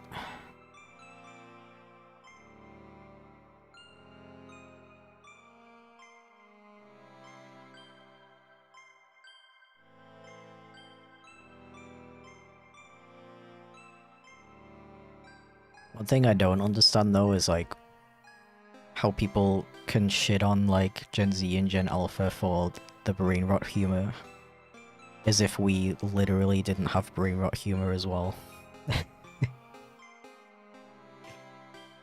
Like the frickin' here come that boy. How is that not brain rot? It's a frog on a bicycle and it says here come that boy.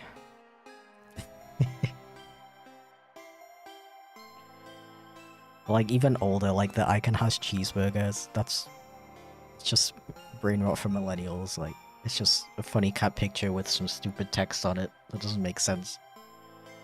It's brain rot. Spacey music, hell yeah, I love this song. This whole album is really cool. Very nostalgic.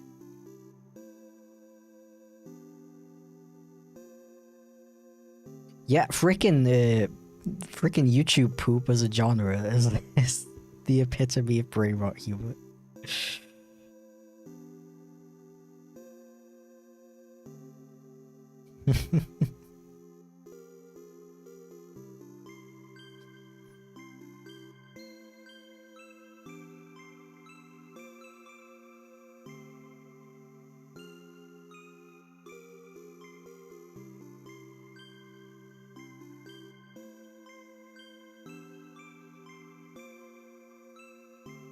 I love YTPs. I've always had such like mixed feelings about them, like even back then when they were really popular. Like only like some of them were funny, and I only ever found the ones that were really creative funny.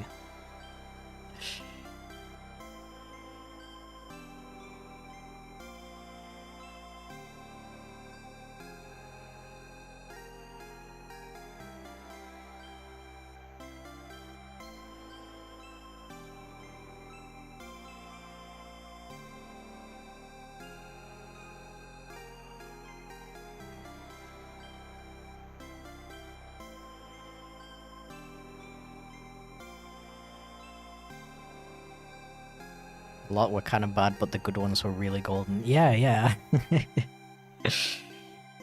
I wish I could remember, like, specifically the ones that I found really funny. There were definitely some really funny ones that are still funny today. Just because the person who made them, like, actually put so much effort into them. And they put in jokes that, like... They're like actual jokes and not just take the beginning of the word and then flip it and then put it back together so it sounds like they're saying sauce.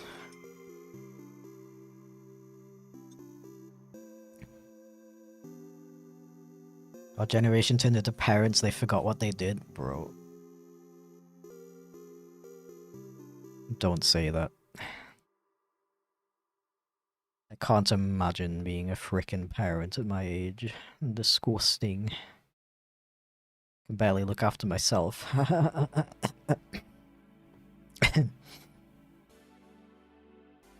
How long did you work on the Chipflake game for? Like me specifically, it's kind of hard to calculate because I only did occasional work on it in the beginning, like the logo and stuff like that. But within the last year, about year and a half, I was working on it a lot more, doing a lot more stuff on it. Remember Fred videos? Bro. Like, watch a Fred video nowadays. Be like, how was this the most popular YouTube channel back then? And then we turn around and shit on 12-year-olds for finding a skibbity toilet funny, like. First time joining the stream, no way, welcome in, how's it going? Oh, you just asked me how's it going. It's going pretty good, thank you for asking.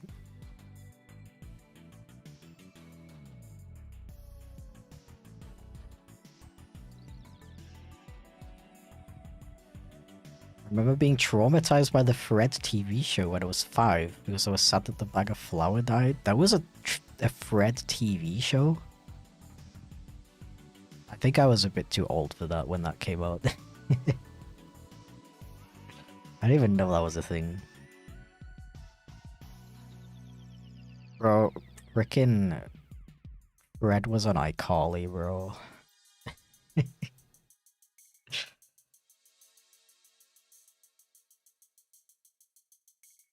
remember already not really caring about Fred anymore when that came out.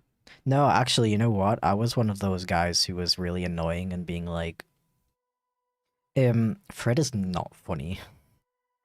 I was so annoying as a tween slash teen. Because I was really like, if something is like too popular, I immediately didn't like it. I was so annoying. I feel like I'm still, in a way, trying to train myself out of that kind of thinking. I still prefer more underground, like, I don't know, music artists and just like art in general, I guess. But I don't want to be a guy who like doesn't give stuff a chance because it's just because it's popular. Like, doesn't give it a chance at all. That's just stupid. You're just denying yourself the chance to enjoy good art for a really stupid reason. Chip live streams never do this. Well, now you do. I've been live streaming regularly for over 3 years now. Isn't that cool? It'll be 4 years in March.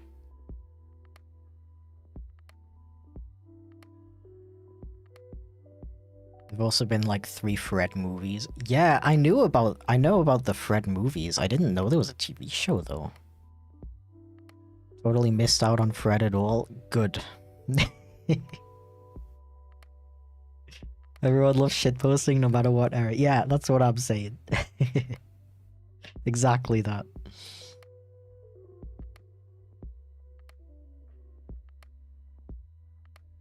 Anyone here old enough to remember Homestar Runner? I vaguely know what that is, but I never got into it. I don't... Yeah, I kind of missed that whole thing somehow. But I do recognize the character whenever I see it around.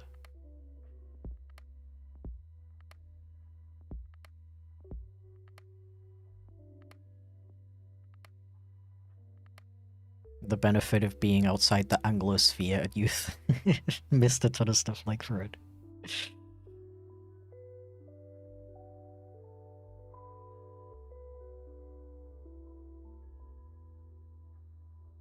I'm surprised how much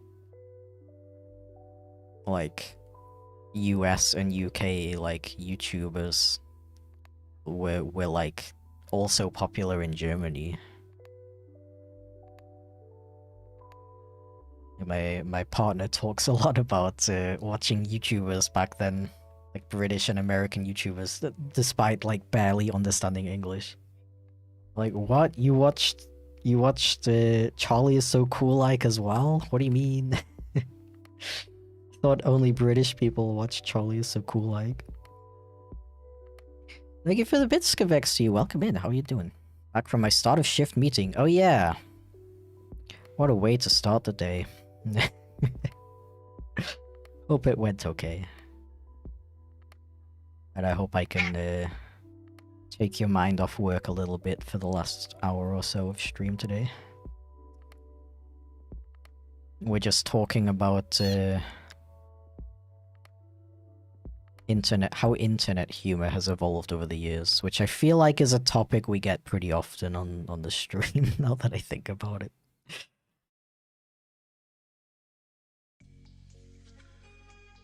I was the same. British and American YouTubers massively improved my English skills because of it.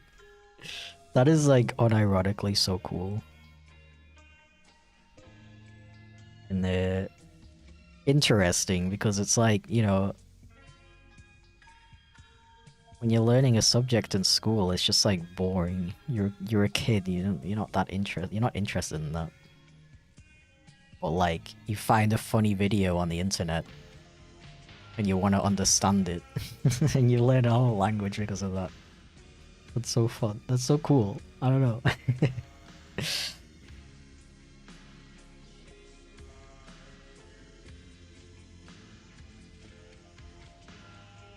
Here come that boy. Oh shit, what up? I name dropped that boy earlier. It's really funny you say that. I used that boy as an example of I don't know. Is that boy Gen Z or millennial humor? Either way, it's brain rot. Someone figuring out the Chipflake streams as a local meme. Yeah. Almost every single stream, at least one person. It's like, what? I didn't know you streamed.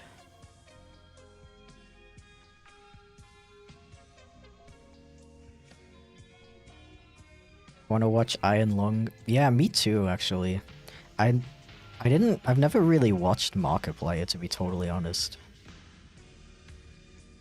I just kind of want to watch the movie from like a movie watching perspective. Because it's supposed to be a good movie, even if you don't know, even if you don't have that much of a relationship with Markiplier, right?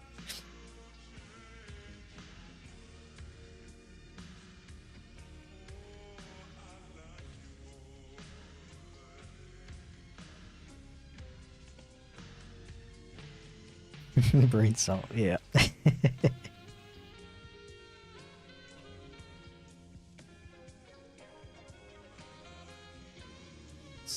Somehow that boy was the first thing that came into my head when I was thinking of brain rot equivalents from back then. I thought that boy was so funny back then. It's like really not that funny.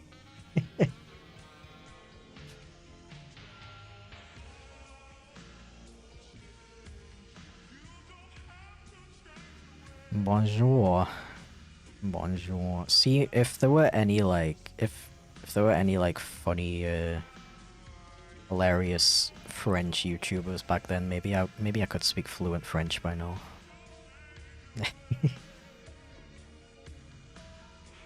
That boy meme is 10 years old this year. I am aging rapidly. 2016, yeah, that sounds about right, actually. But 2016 was like an awful year.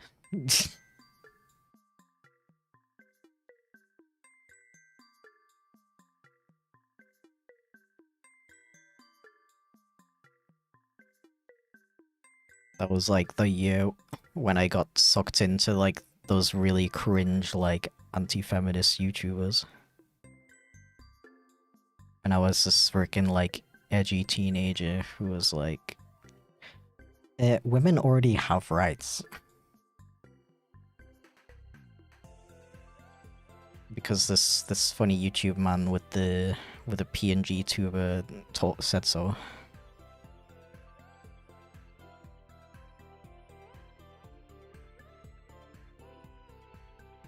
got sucked into that as well. Oh my god, really? It's really funny considering what kind of people we are today.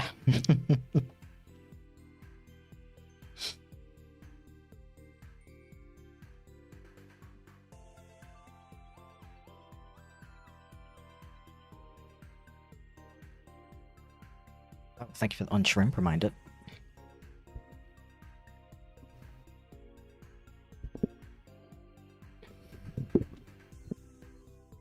Yeah, that stuff was just so, like, easy to fall into as, like, an edgy, lonely teenager who only ever lives on the internet.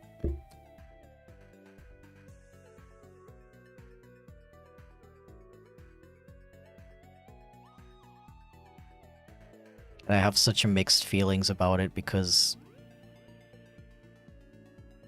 on one hand, I was a teenager, like, I gotta cut myself some slack. But at the same time, I'm like, how did I, like, believe some of this stuff? How did I have such bad critical thinking skills?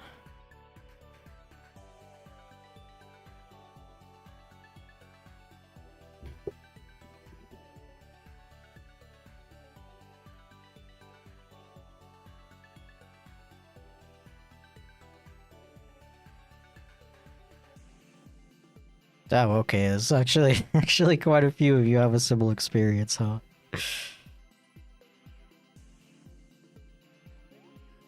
Dude, oh my god. One of the people in my college art class, we got to choose the topic for what our project for the year was gonna be about. And this guy unironically chose anti-feminism. I really like, one of the teachers was like, so like, what do you like mean by that? And he encouraged him to change the topic to satire instead. But he would still make this art that was like Anita Sarkeesian caricatures and stuff like that. I really wonder what that guy thinks about that stuff nowadays. I wonder if he's embarrassed by it. Because he was a really nice person. I really enjoyed being his friend. You throw impressionable, exactly, yeah.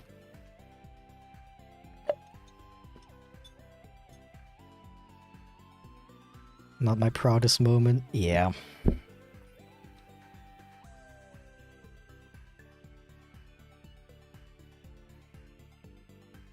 Okay, you are animated. Next cat, let's go.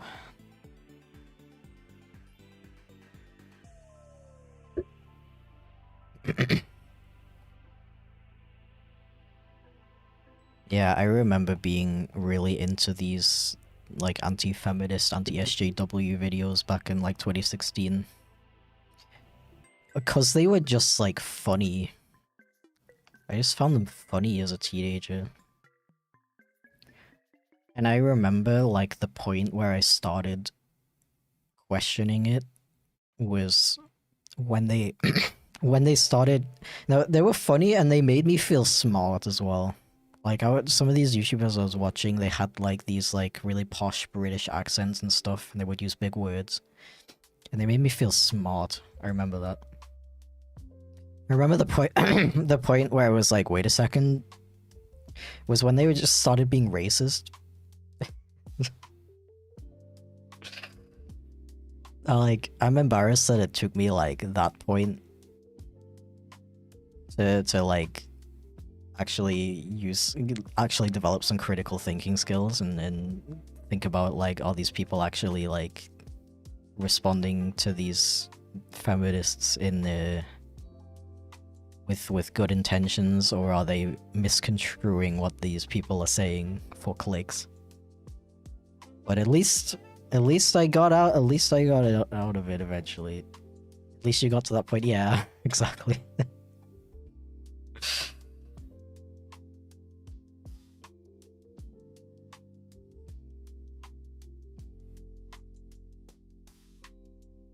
They became really mask off later, which made me realize, hold up, that's actually messed up. Yeah, yeah. But some of them did it, like, so sneakily, though.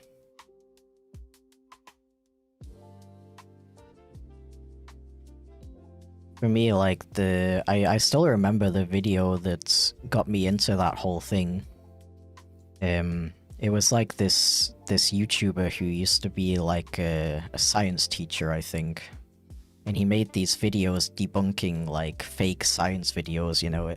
I think actually the specific video was about like a fake video about how like somebody created like solar panels and they built like a road out of it to create like infinite energy.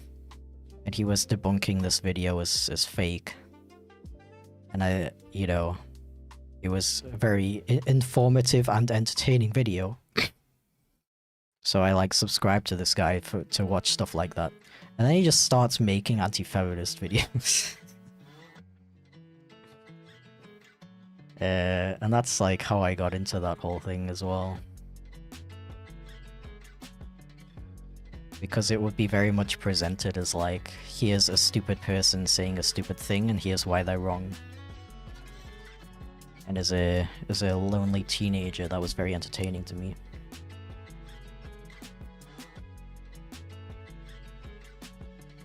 Thank you for the bits, Felix. Yes, I am talking about Thunderfoot.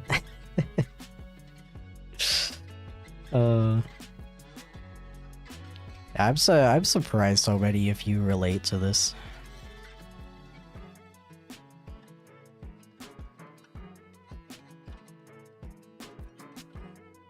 Yeah, I remember a lot of these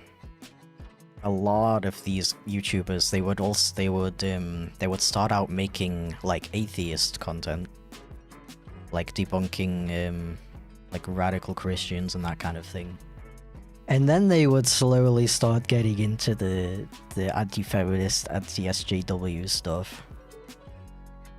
And then I guess, and then they would start getting into the racism and stuff. So very glad. I mean, it's very embarrassing that I was like into that stuff in general, but I am glad that even as a teenager, I was smart enough to draw the line at racism. Hello, welcome in. How's it going? How are you today?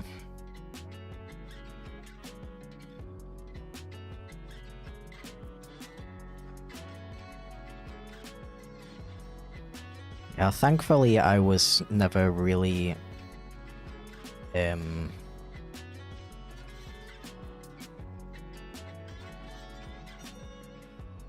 like homophobic or anything like that. But I did have a very embarrassing phase of being like anti-non-binary, which I'm very ashamed about. Especially because, you know, obviously if you know Chipflake lore, later on in my life, learning about what it means to be non-binary and stuff, and accepting that that's a thing, is what helped me realize that I'm trans.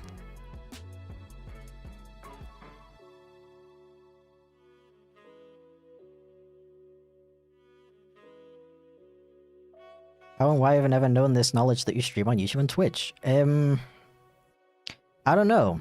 YouTube doesn't like showing my streams to people. Twitch likes showing my streams to new people sometimes. Not all the times, but sometimes.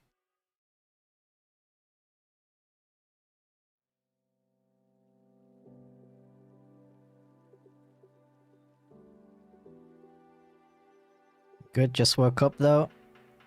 Well, good morning.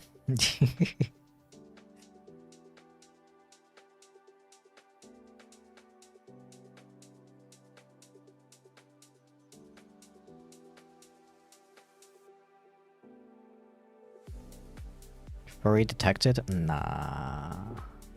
Nah, no furries here. Only bronies. Yeah, only bronies. No furries.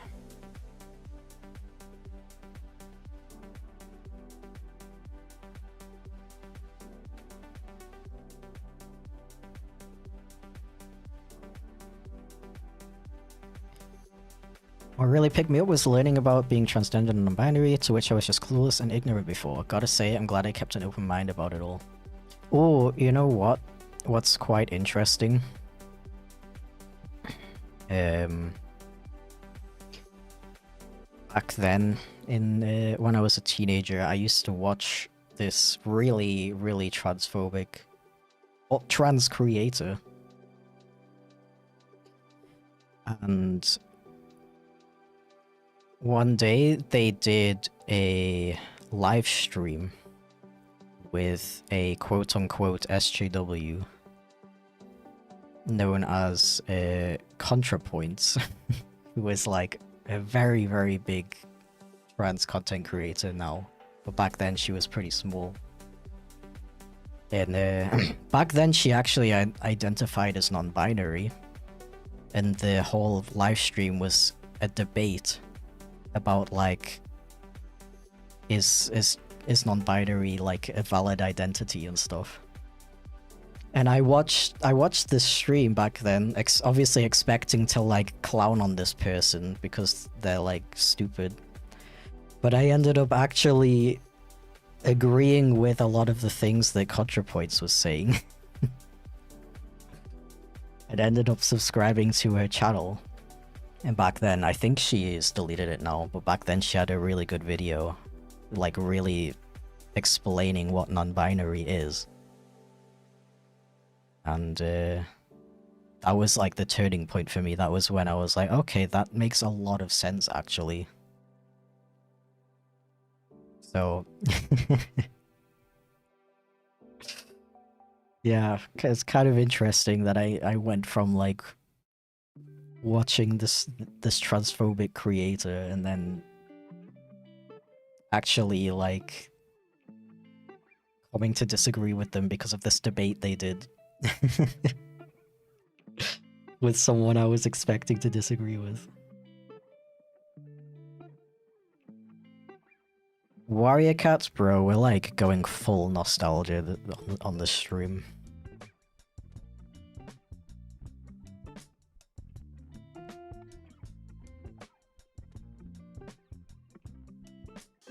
Hey fellow skunk, yo! What's up, dude? I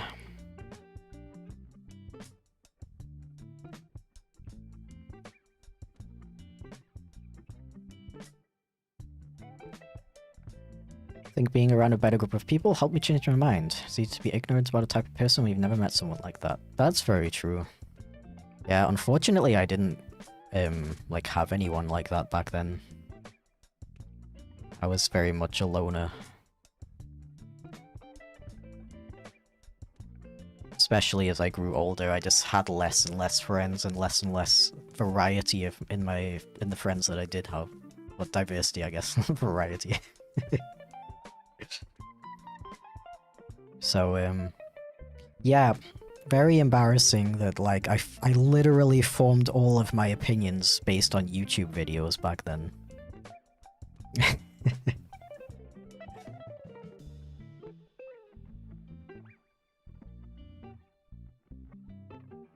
But that's just how it went, and all I can do is be thankful that I was able to discover people who were, you know, smart. I have a skunk tank character. She's so huge, she's practically almost macro. That sounds actually amazing. I love skunk tanks.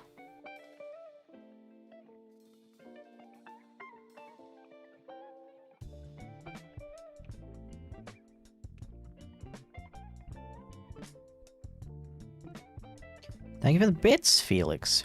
I was in the very weird position of holding leftist political views and being pro-trans / non-binary, but still identifying as anti-feminist.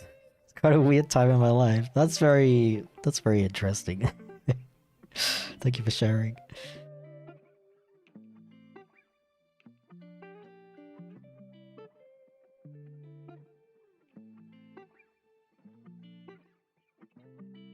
Skuntank is my favorite poison type and is in my top 10 favorite mon. Same here, honestly.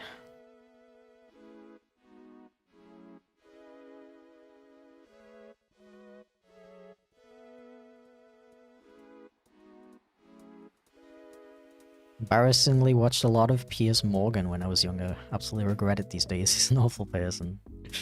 Yeah. I mean, that's another example of somebody who, like, just sounds smart when you don't know anything about the topic that he's discussing. Who sounds smart and presents it in a way that a lot of people find entertaining. That's why those people are so dangerous. Yippee!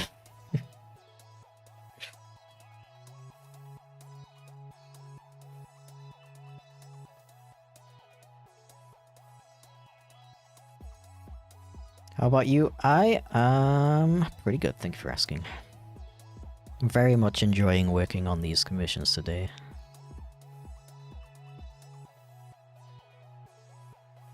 And as much as I'd like to open another slot, I don't know if I will have the time to do a fifth one today, sadly. But I do still have 45 minutes until the end of the stream. I might stream a little bit longer today, actually. And I did finish the other task that I need to do today, so I don't know. We'll see.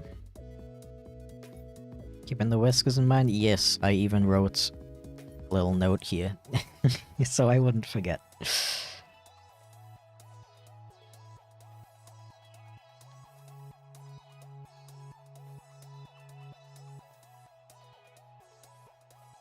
Give it bits, Felix. When I met an agender person for the first time, my first thought was, you can do that?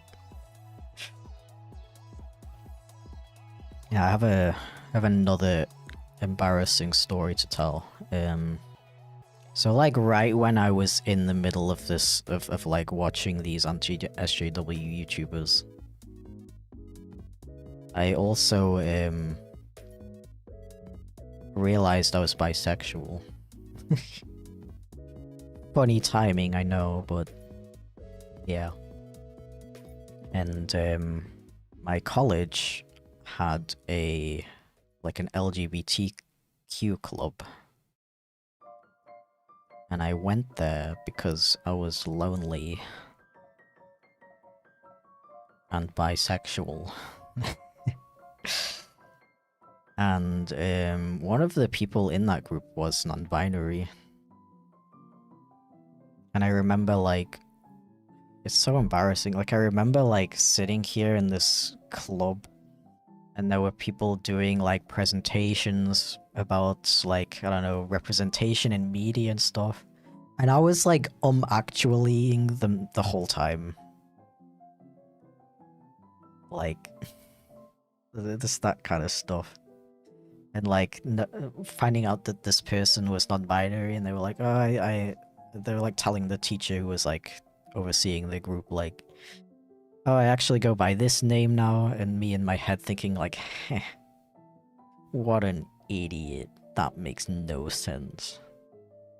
It's so freaking embarrassing. Thankfully, I never like voiced these thoughts. I never like said anything mean to this person. I was always nice to them. And that's another thing I'm thankful for, like, as much as I had, like, these stupid opinions back then, I never actually, like, said them out loud to people within those groups, you know? I was never, like, bullying anybody or making anyone uncomfortable like that, thankfully. But yeah.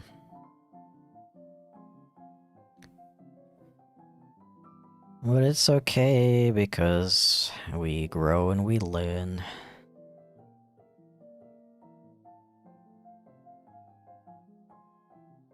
Longer stream will be so epic because I miss most of it.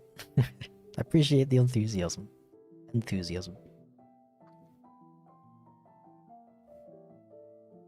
So you were by yourself, bro. It took me way too long to understand the joke.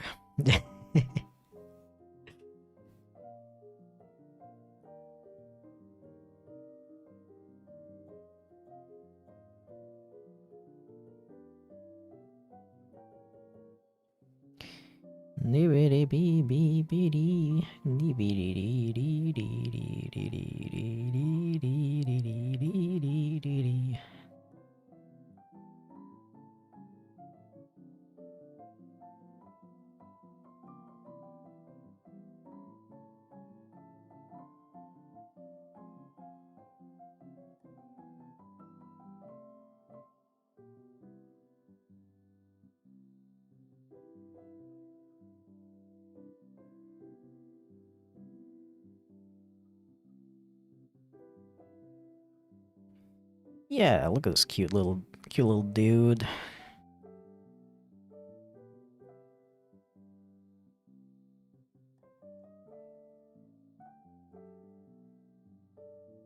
My awful roommate and I went to this required seminar about identities or something, and afterwards he went up to the leader of the group and was like, as a straight white male, I was triggered by this discussion. Oh, words cannot describe how much I'm cringing right now. Oh. Yeah, that's like one of those things where I'm like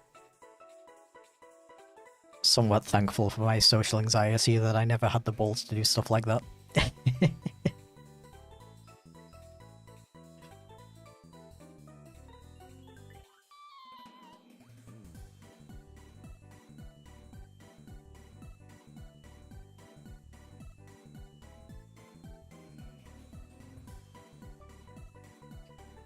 Ah, yeah.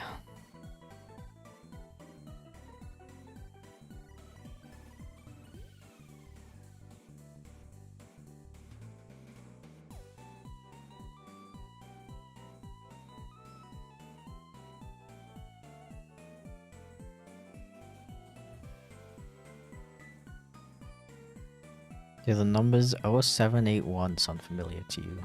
And the letters B, E, and B? If not, we might have a problem. Am I like walking into a joke, a setup for a joke right now? I don't know what any of that means.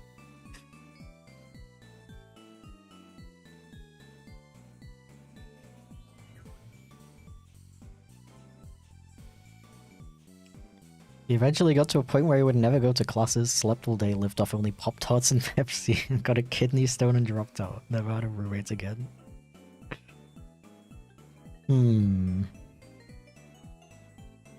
Wonder what that dude's up to now.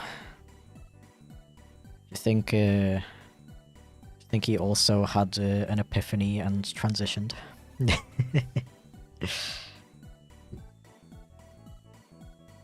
Someone in Discord with that handle is trying to be you. Oh, okay. Yeah, that ain't me. I'm Chipflake on Discord. I don't have any other accounts.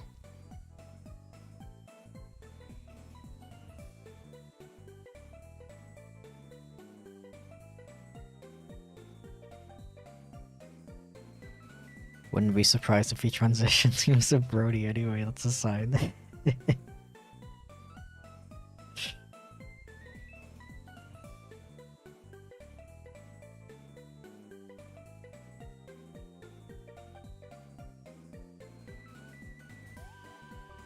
Can you wake up Chip? Oh, you can, I saw like you yelling wake up the whole time, and I didn't know what you meant. I thought you were talking to me and like making a joke about like I'm in a coma and somebody's trying to reach out to me. Well, if you're on Twitch, you can use channel points to to do that.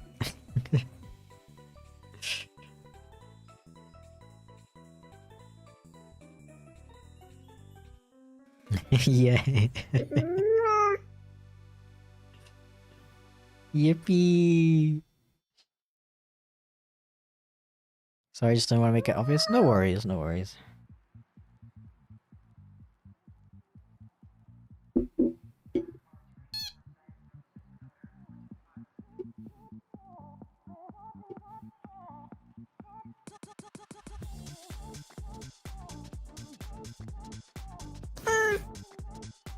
Meow.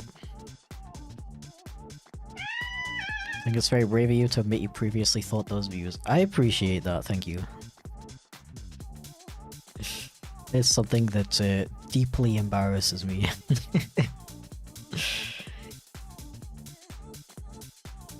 But yeah, I gotta say, I didn't expect so many people in the chat to have had a similar experience.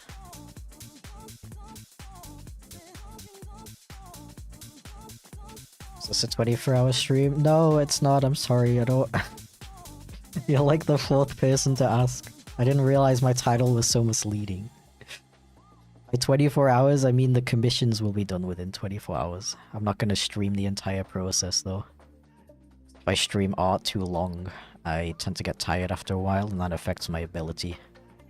I don't want to give low quality artwork.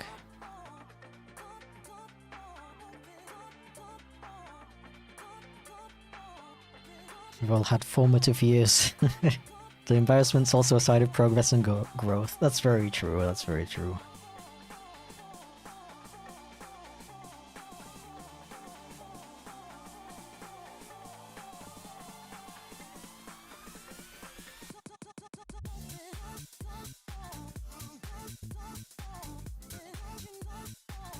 Sorry for the confusion. No, I apologize. Like I said, you're not the only person to have been confused, so it's clearly my issue. I'm sorry.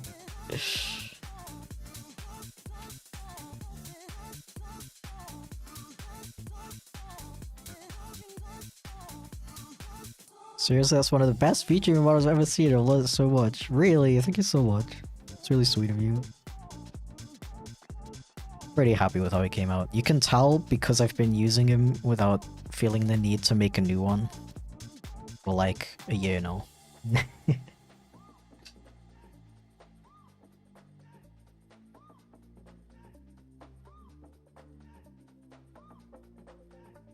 Or however long I've been using this model. I don't know how long it's been actually.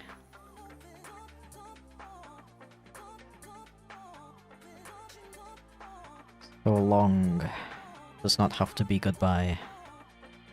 It can also be snake compliment.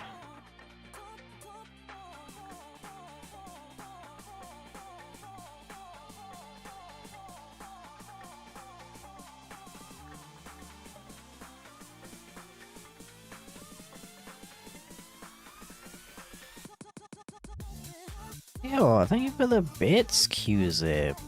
What the meow? What? What the meow?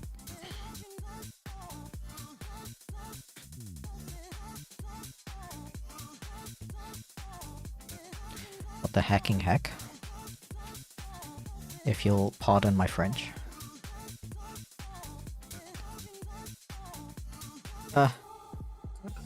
What made you choose a skunk as your soda? Literally just because they are cute and fluffy little gremlins.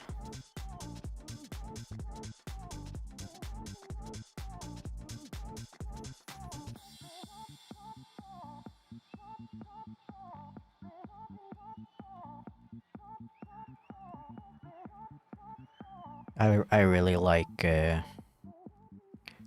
rodents and rodent adjacent animals.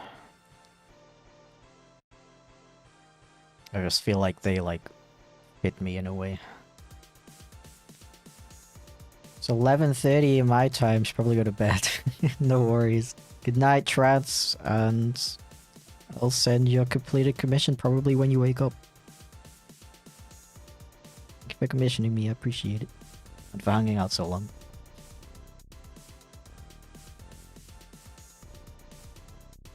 Big fan of badges, bro. Badges are underrated. Will you do traditional art again? I did on my last stream, actually. And it turned out quite nice, if I do say so myself. Love it so far. Awesome. Awesome to hear. Yeah, so like somehow I relate to little gremlin animals like skunks, possums.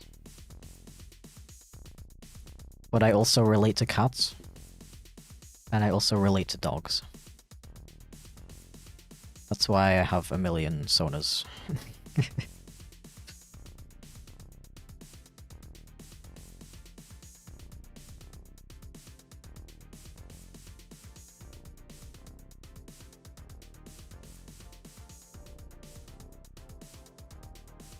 I guess I have some days where I feel more dog.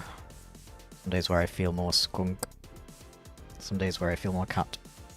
Some days where I feel like a deer. I've been feeling deer sometimes lately.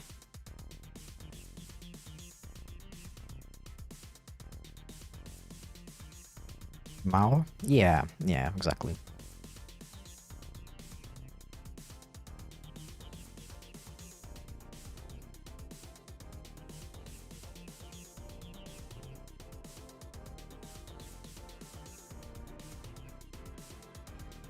You are pretty dear. Thanks. I'm relating more to cats, enough to expand from just a fox, which is why I have a second Sona though. Hell yeah, soon you're gonna have 20 of them, just like me. I don't even know how many I have right now, actually. I can try to count them. I tend to make a new one every, like, 6 months. 3 to 6 months.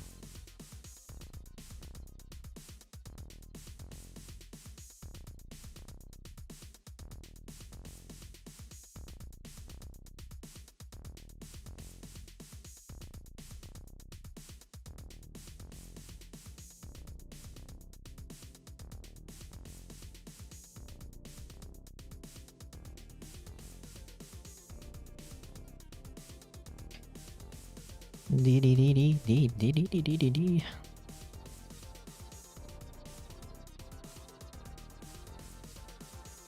Feel as devious as a raccoon and silly as a red panda, so hybrid. Makes sense. Yeah, look at the wiggle. Bro is wiggling.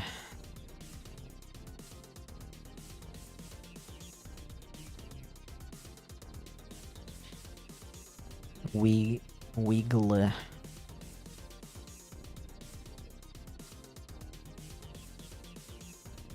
Oh, whoops.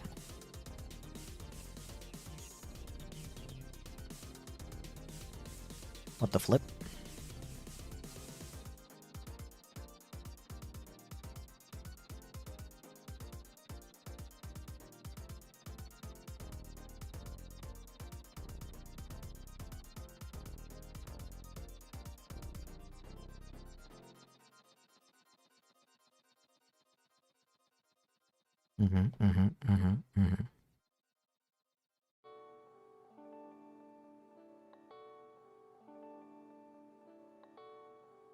Wiggle a Wednesday.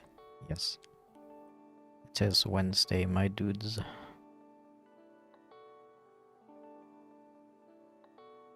Can you VTuber wiggle? I can wiggle my tail. A little bit. Barely. Thank you for the bits, Felix. Can we please get a mouth reveal? Well, because you asked so nicely. Ah.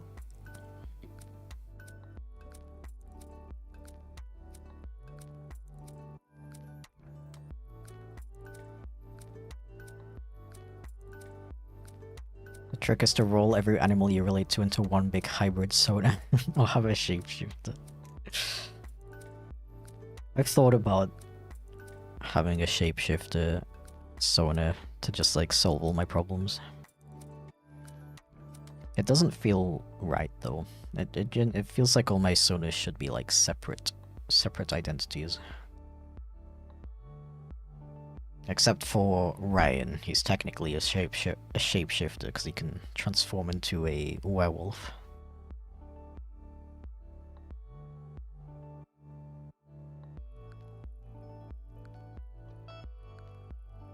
Which was kind of a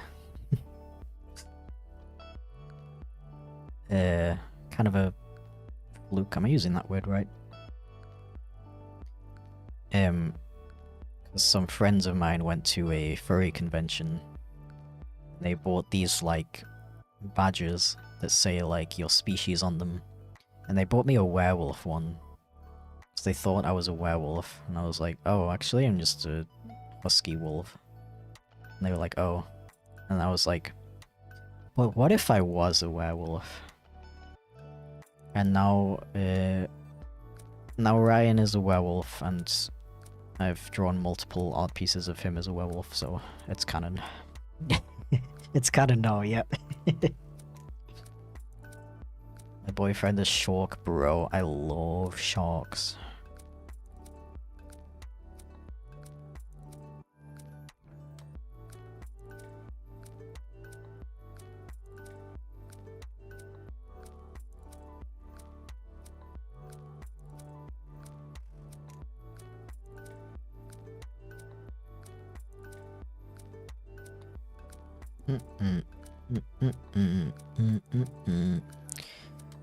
Okay, considering I might end up going a bit longer today, I think I'm gonna take a very quick break for like 2 minutes, grab some more soda, and go take a piss. Okay, I'll be really quick though, I'll be right back. Ah.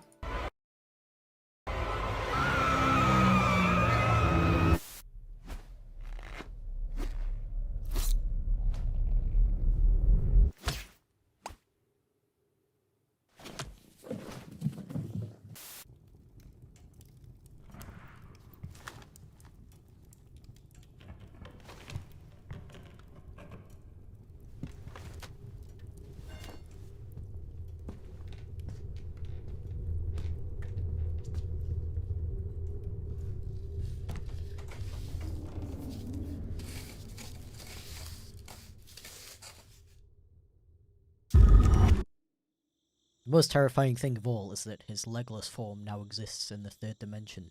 Just kidding, they're just hidden. Chipflake.shop, a limited time, okay, bye.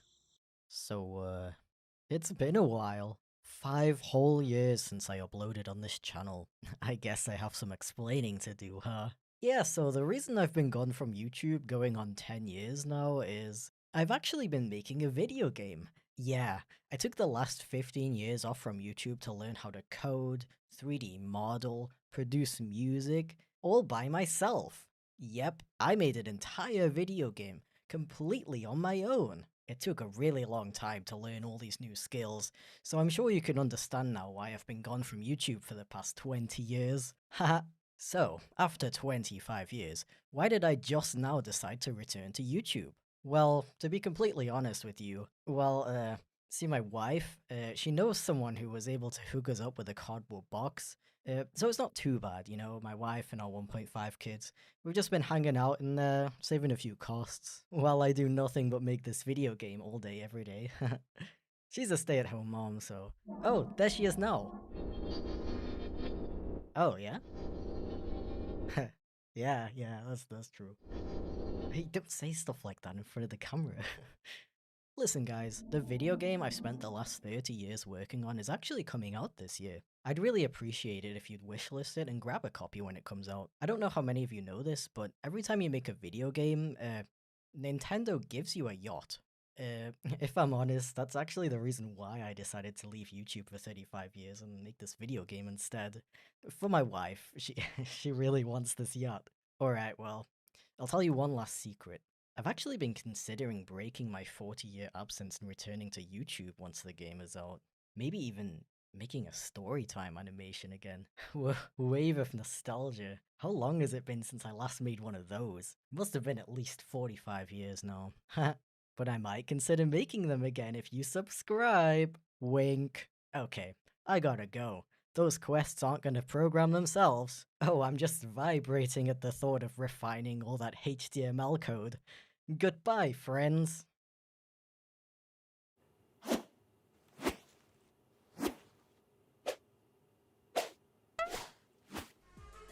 Okay.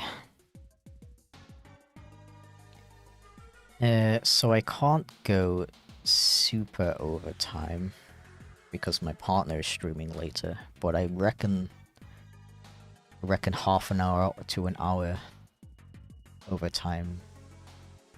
Should be good. Yeah. How are you? How was your break?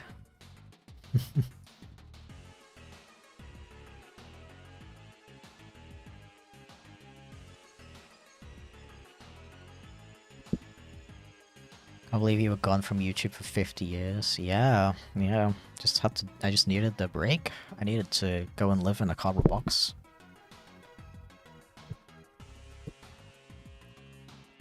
I stared into the ether. Respect. I respect it.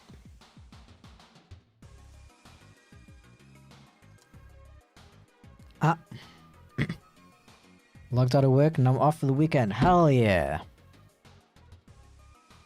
Impressed the cardboard box lasted for 55 years. Nah, bro, like, nah, I replaced the cardboard box every so often. Like, come on, like, obviously. Okay, let's get on with this. Still have less than 7 hours left. Disgusting.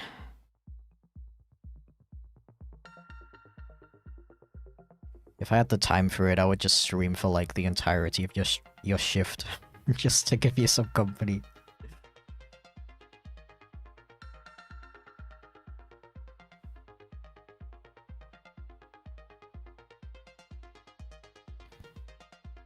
But no, my partner decided that they want to stream in the evening. The part of my motivation for switching my streaming days to Tuesday, actually. Theoretically, if I want to stream longer on a Tuesday, I can.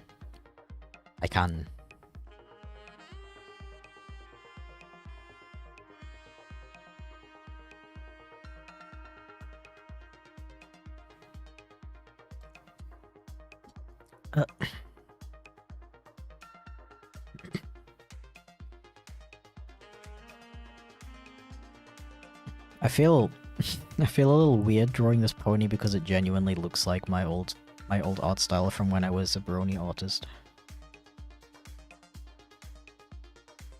Sometimes I'm like, yo, my art style has changed so much over the years.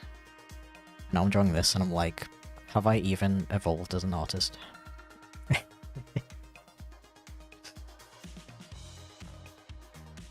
Many commissions you finished already?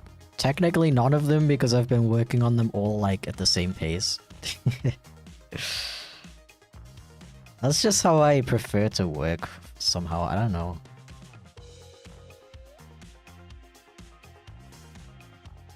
How have you and your partner been, Chip? Okay. We've both kind of had a rough past few days mental health wise, but it's getting better now.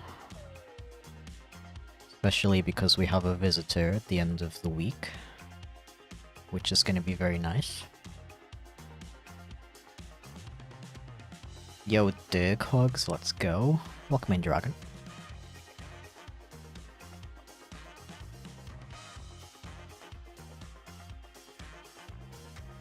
Ba-da-bup. Ba-da-bup. What was I talking about earlier? I feel like I was gonna start a whole, like, conversation, but no, I forgot. Oh yeah, like, the way that I work on commissions, instead of, like, working on one until it's completed, I tend to work on them all a bit at a time. Is that an unusual way of working, or do any of you also work like that?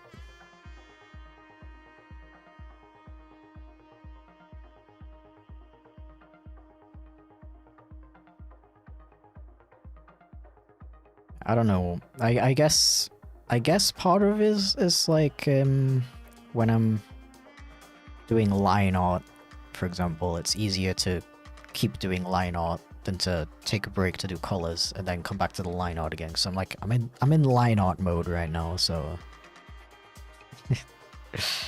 I guess that's part of it. I guess I also like to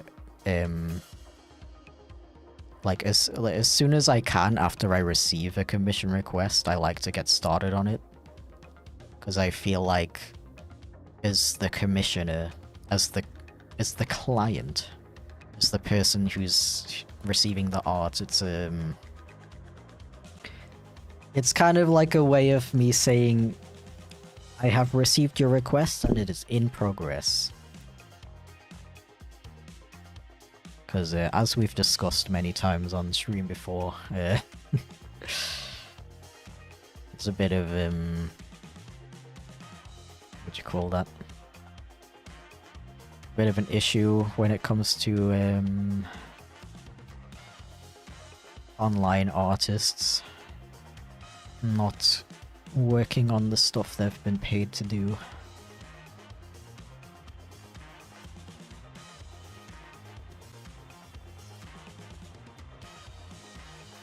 And like, yeah, theoretically I could start a piece and then just never continue it, obviously. But I feel like at least starting it is usually pretty good, like... I can't think of the word. Deposit? No. I think it just like makes people feel like they are being seen. And that their commission is important. Usually hyper-focus on one song at a time, but I should really try working on a little bit on multiple things at once, because good heavens. I don't know, I mean... I think it's totally fine to work however you feel most comfortable. There's something I do have by doing this method. It doesn't happen with commissions because, I think probably because there's that, I don't want to say pressure, but the fact that it's like work for somebody who's paid me to do it encourages me to work on it and finish it. But when it comes to personal projects, I have so many work in progress pieces. So many. So I need to do the opposite. I need to get used to starting a project and finishing it and not taking too long of a break from it.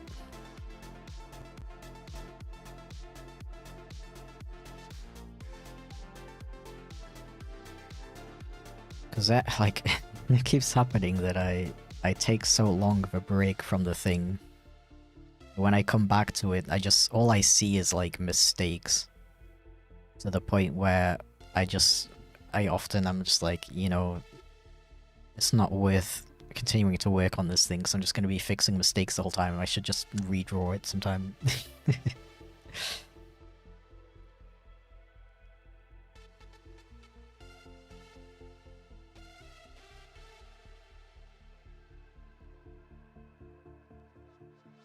I'm planning to practice drawing my Sona. How do you draw skunk tails, or any tips on it? Let's see. Personally, I like to do the old, like... Wait. Like the... And the bottom is, like, really fluffy. Yeah. Or you can go, like... You can also go, like, the Looney Tunes way, where it's, like, a bit curvy on the top, and then it's, like, fluffy on the bottom. I don't know if this helps.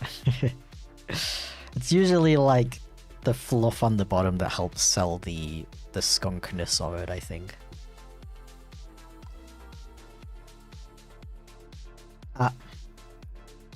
Do an animation? Technically, yeah. It's very the basic animation. It's just a simple boiling effect. That's what we call it in the biz. Just kidding, I've never worked the biz. It is called boiling though. She will be boiled soon. You will be boiled. You know that meme? Wait, let me... I have it on my phone. It's like a Twitter DMs exchange. Where is it?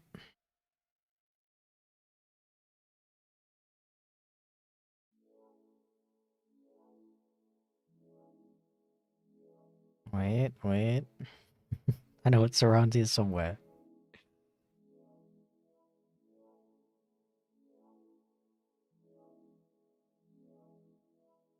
Hello? Where is it? Bro.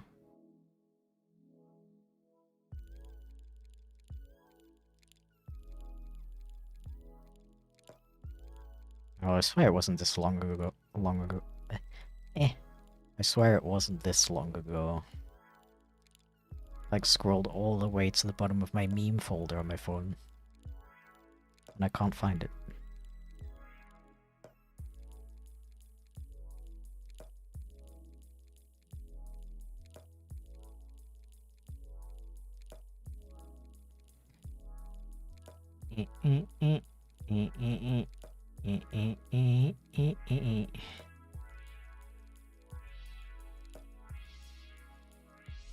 I'm taking too long, it's like not even funny anymore.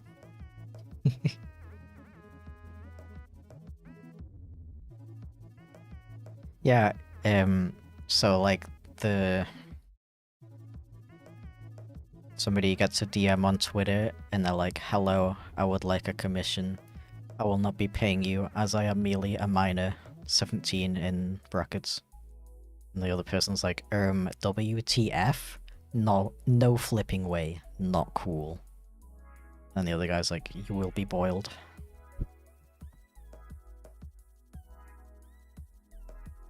It's the meme.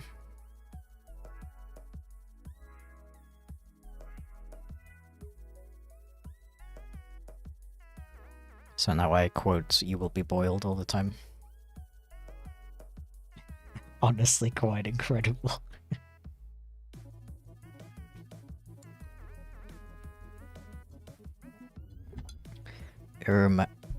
No flipping way. Not cool.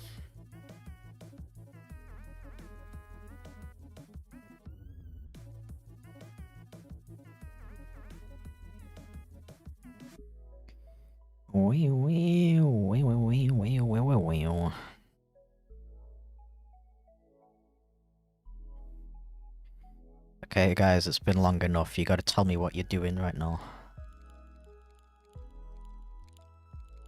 Are you playing a game? Are you working on something? Or are you just staring straight at the screen?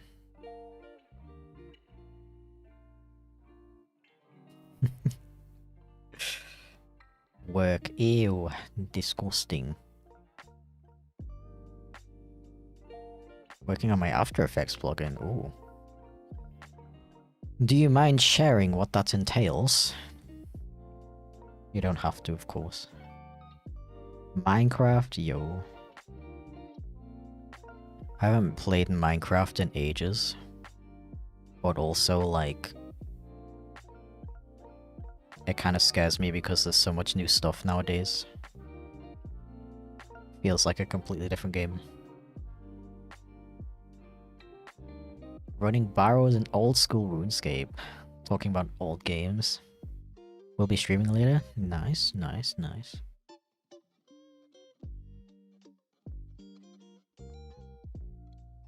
Terraria with a shit ton of mods. I played Terraria once. I didn't get it. Drawing while you draw, hell yeah.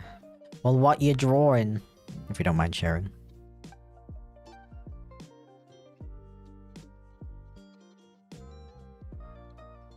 Every time I try a new crisp flavor, I regret trying in the first place. Yeah, that's why you never try anything new, and always stick to only what you know.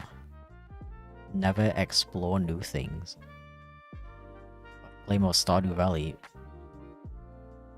Am I tripping or have you been playing it for like years?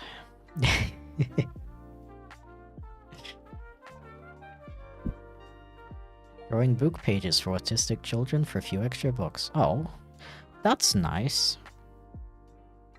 I always thought that making art for a children's book would be fun. Just never seen the opportunity arise. I know people who illustrate children's books get paid like pennies, unfortunately.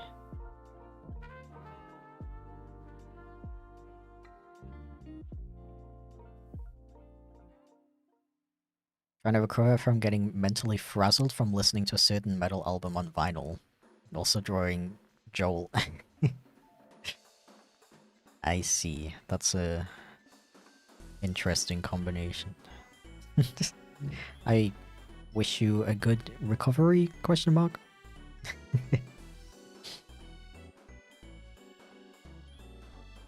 Abandoned Minecraft long ago. Terraria is a far better game. Okay. Intriguing.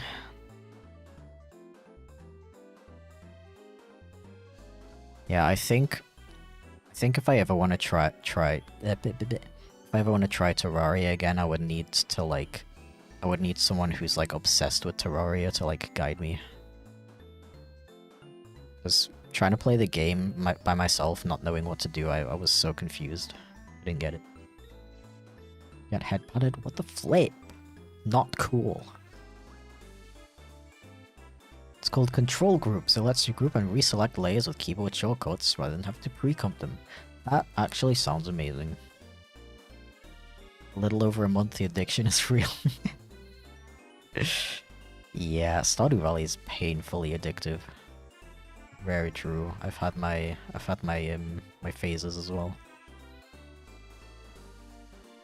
Currently not addicted to any video games, which I'm choosing to look at as a good thing, because while I'm working, I don't get this urge to like go do something else instead.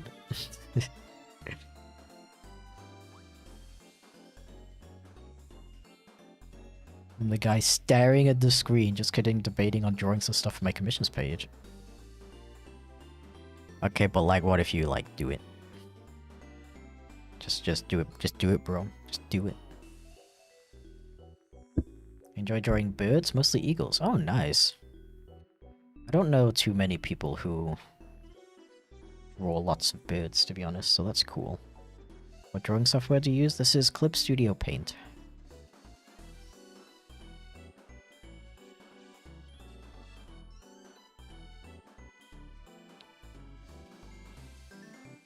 Dumped like 19,000 hours into Terraria? Oh my god. Is that with or without mods?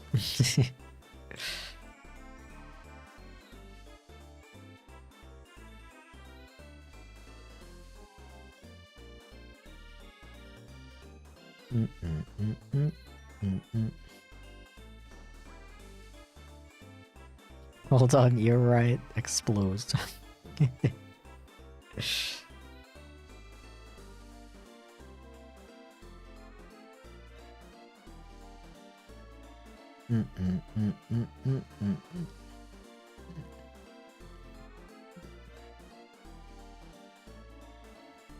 What does it mean, NB? What are you referring to exactly? Give me a little bit of context. Plux. Bro. Imagine saying Plux in the year 2026.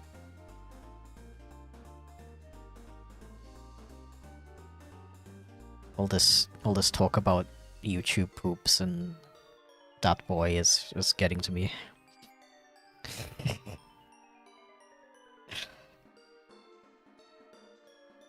Streamers I watch have mentioned Clip Studio Paint every day this week. I think the universe might be giving me a sign. It is a very good program. It has a free trial, I believe. I do have to say, the first time you boot it up, you'll be like, what is this spaceship? What am I looking at? Probably. So personally, what I did was undock every single window, Just delete them all, and then just like slowly add them over time.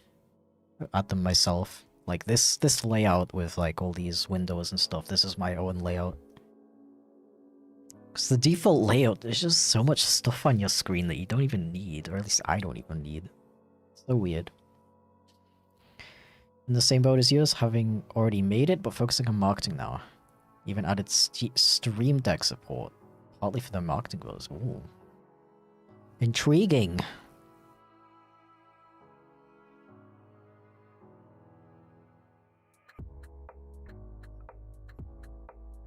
Used to be so addicted to RuneScape back in the day that whenever I was hungry, I'd say FUD blocks to my mom. And then your mom was like, kids these days are so brain rotted. I played RuneScape quite a bit when I was younger, but I feel like I didn't get like into it. All I remember doing was farming for cow hides to get money. And I like didn't do anything. I like upgraded my armor and I would like get more money.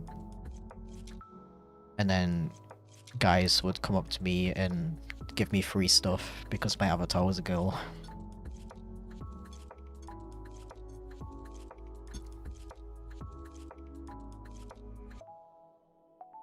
It's a pwn. It is indeed a pwn. A pwn 3.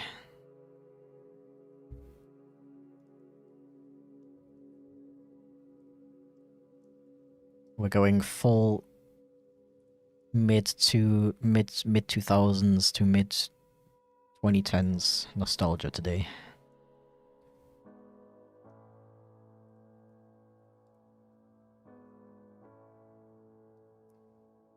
In the chat rules. Oh no. That means non-binary. I'm not non-binary and I hate being called they. Hope that makes sense.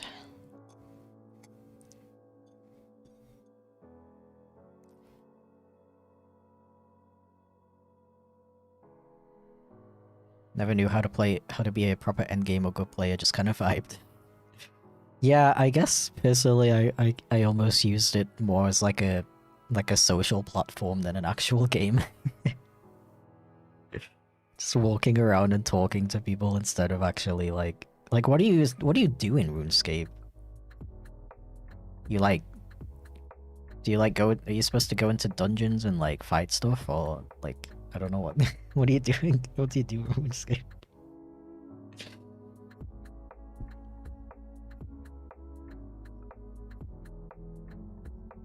Do you escape the runes?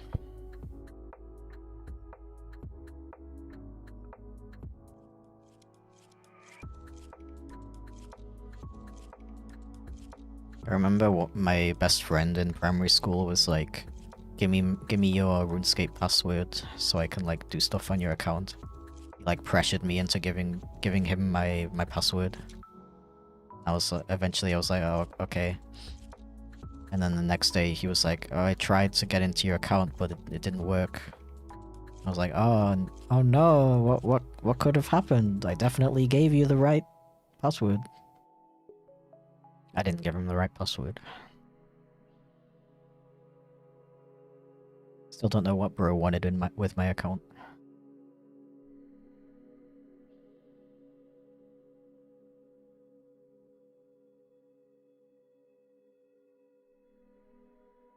Having no game addiction seems amazing. Currently a game called Arc Raiders has me thriving thinking about it. I feel a bit mixed about it because I haven't been doing anything much lately other than working. Because I just don't have any, like, urge to play video games or, like, do anything fun, which is, like, kind of sad. But on the other hand, I also, you know, I can work and concentrate and not be like, I really wish I was playing Breath of the Wild right now or something like that.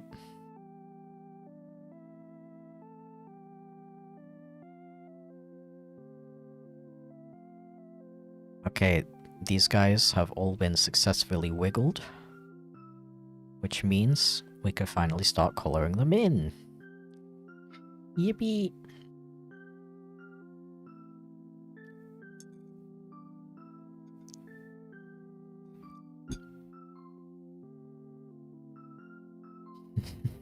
Epic Pwn 3 Awesome Sauce Tacos XD.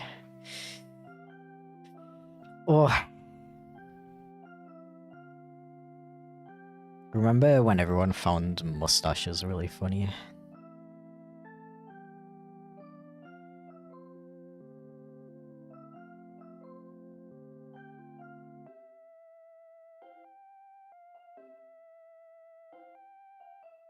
Lost my very first account. She walked up to me, said there was a problem with my account. They needed my password to fix it. Learned a lesson that day. Oh. Bro, as much as, like, we were talking earlier about me having terrible critical thinking skills as a teenager, but, like, one thing I am thankful for and still proud of is that I was incredibly safe online. Like, I never fell for, like, password scams. I never even told people my real name, like my first name. Never leaked my address. That kind of thing.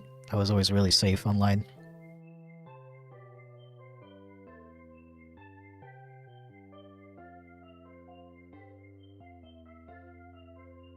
Which is cool.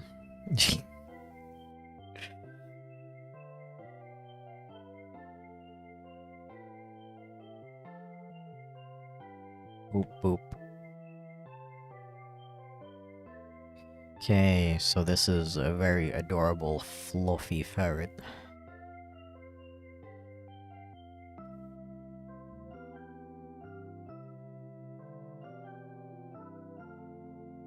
Unshrimp and stretch. Okay, give me a sec. I just need to rearrange my windows.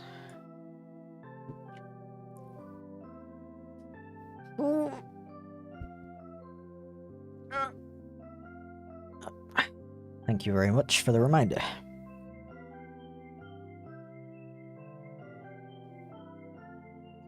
Best friend in primary school created a custom shirt for me in Roblox. Aww. That's cute. Roblox is another one of those things I never got into. I feel like it wasn't really that big when I was in school. For me, it was like RuneScape, Neopets. That being said, I don't remember anybody else other than me playing Neopets. In my school, at least.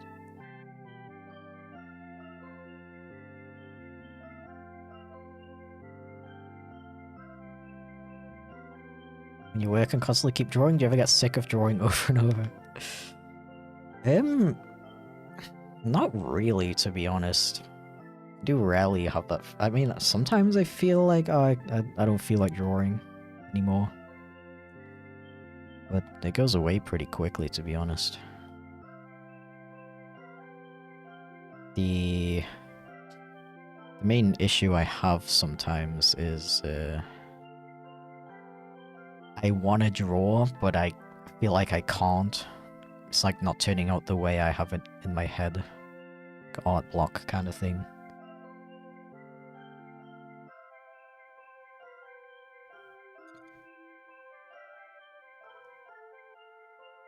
Oh no, memory usage is increasing.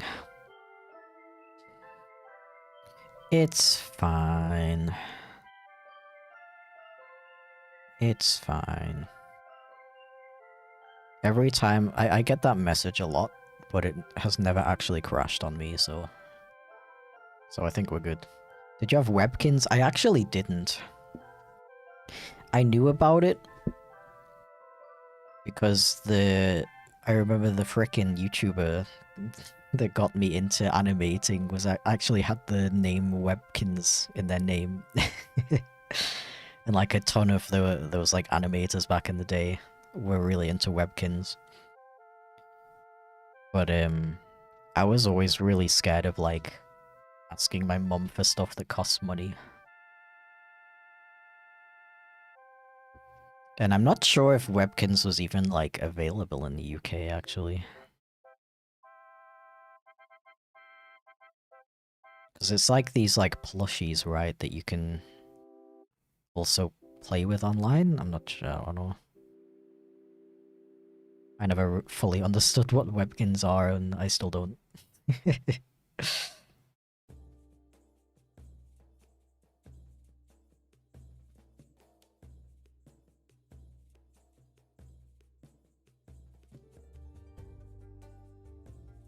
So you're looking down cause your VTuber's eyes to close because they keep closing? Yeah, it's cause my tablet is all the way down here. And my camera's all the way up there. Oh, Hello! Yo, what's that? Chucky. A Mozartkugel? Hmm. Yo, it's not a flower bomb. Not a what? It's not a flower bomb. Power bomb. Isn't that what they're called? Ew, dark chocolate. Yeah, it's kind of not that good. FabuPonah is nice, but like, I don't know. Yeah. Supposed to be Schwarzwälder Kirsch, but like, Oh, I see. it doesn't really taste like it though. Relics says hi. Oh, back.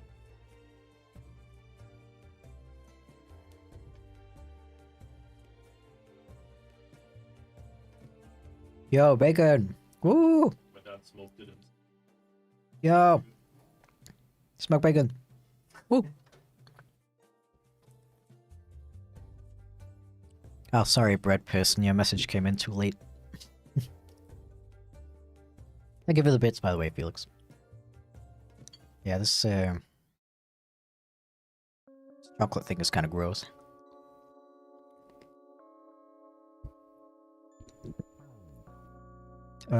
I did just realize something though.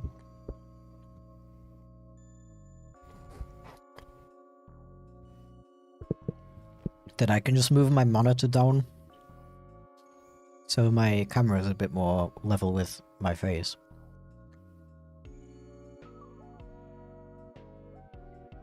And then I can recalibrate it.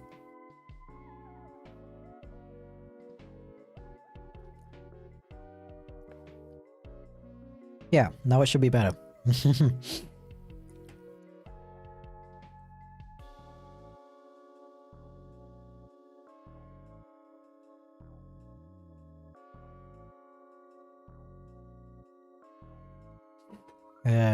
Yeah, the plushies, they come with a code, you enter online, and they come to life. So that's such a freaking, like, genius idea, by the way.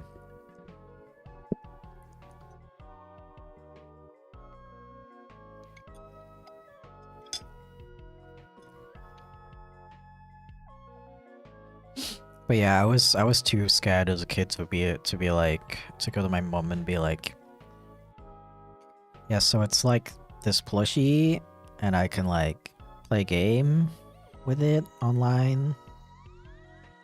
Yes, it costs money. Yes, I think it comes from America.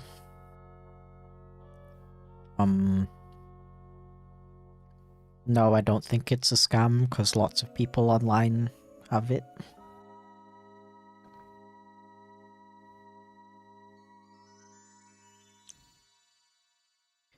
Opinions on the new Pokemon starters? Oh yeah! Someone brought up Pom Bomb earlier, and I wanted to... What's the word? I wanted to get into a discussion about the Pokemon starters real quick. And I totally forgot. I like them. When I first saw them, I was kind of like, kind of boring. And I still kind of feel like Pokemon starters don't hit the same since Black and White.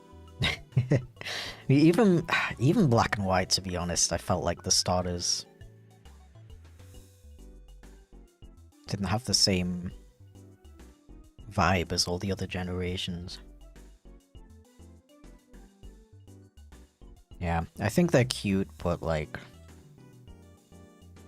not amazing, I guess. But they have grown on me the more I've seen them. I still... I don't wanna start anything, because I know a lot of people do like that one, but the bird especially doesn't stand out to me.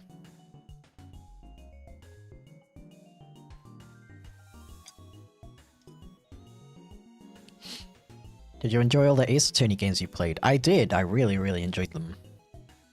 Although I felt some of them were a little bit too long, but other than that, I really enjoyed them. I'm still waiting to, the next one, I want to play them all in order. And the next one I need to play is, the second Investigations game. But it's like $30 on Steam. So, I'm waiting for it to be on sale or something.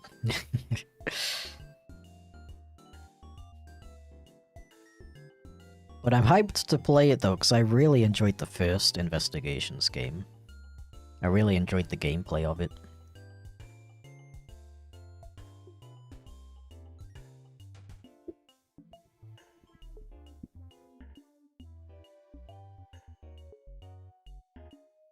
Everything after X and Y is my taste anymore. Everything after Ultra Sun and Ultra Moon is straight up bad. Were you here earlier? Because I was saying like almost the same thing. For me, X and Y was the point where I was like, I don't know, this franchise isn't hitting the same anymore. But I kept giving it chances and getting more and more disappointed. I think I liked Sword and Shield slightly more than Sun and Moon, but not by much. I believe they added Buff Pup to Pokemon. Bro, if Pombon's evolution isn't like a hot anime girl, I'm gonna be so disappointed.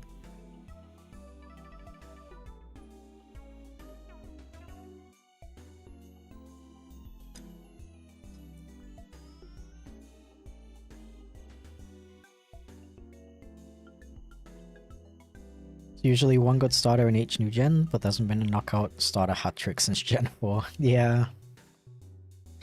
That's how I feel about it. But I don't want to, like... I am aware that a lot of it is, like, nostalgia, so...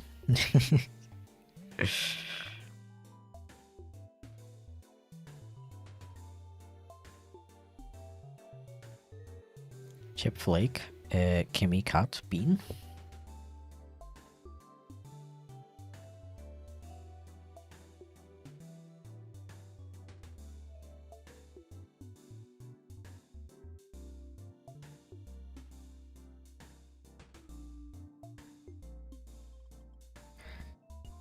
Thought X and Y was still fine, although a mix of Pokemon available is sometimes weird to me.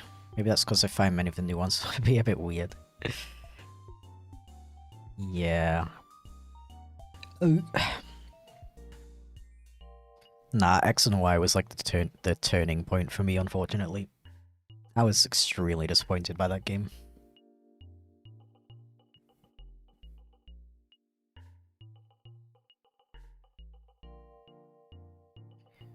How are you? I am pretty okay.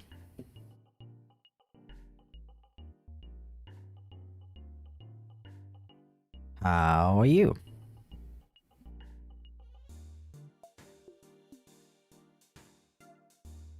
What do you think about the XY anime? I haven't seen it. I've never really liked the Pokemon anime, even as a kid. Got spoiled by Digimon having this freaking like crazy good story for what it was. And then I would go back to Pokemon and it would be like, oh no, this Mareep is sick, we have to help it.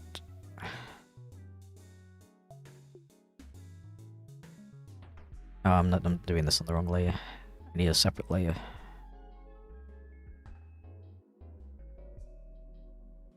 And what really annoyed me as a kid Because when I was a kid, what was on TV was like the gold and silver anime. I don't remember what it was called. Johto. I think it's just called Johto.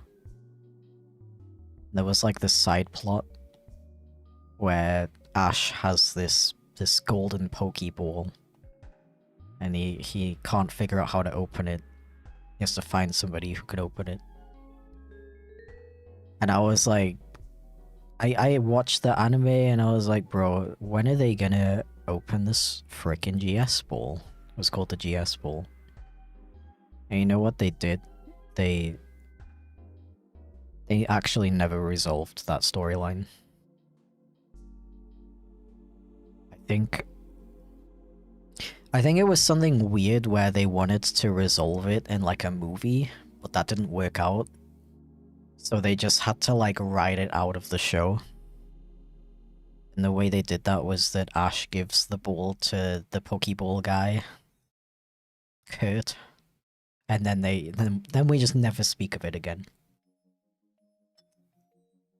That annoyed me so much as a kid.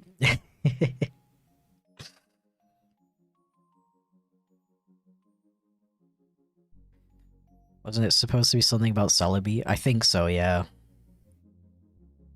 I think it was supposed to either slash and be tied into the Celebi movie, or like an event where you can get something in the game, that kind of event. Something like that. I'm not 100% sure though.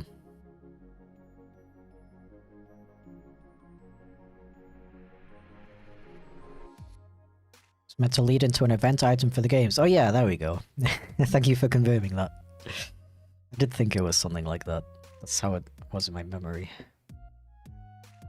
Stretch? Okay. Cool. The X and Y anime felt a lot more adult? Really? Because, I heard that the Sun and Moon anime was supposed to be good. But I watched it, and it felt like I was watching something for toddlers.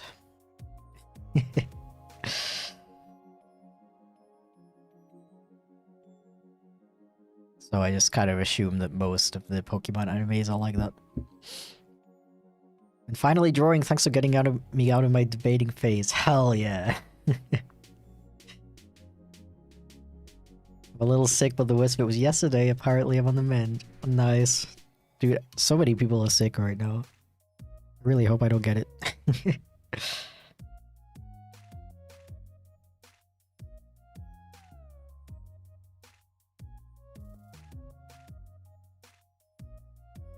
Ash also felt more adult. He also looked taller. Okay.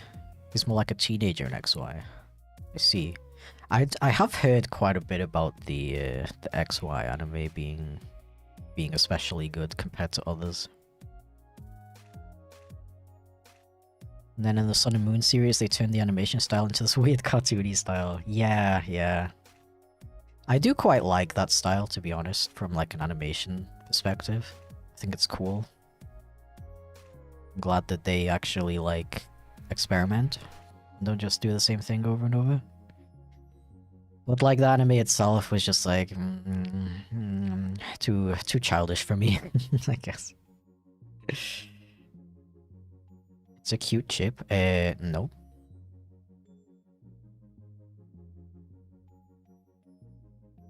It's raining. What the flip? Still very sunny over here. Yo, hello Jade, welcome in. How are you today? If you don't mind sharing, of course.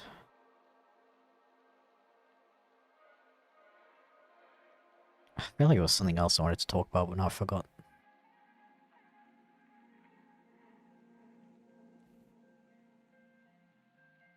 It was something about the whole, like, GS ball situation.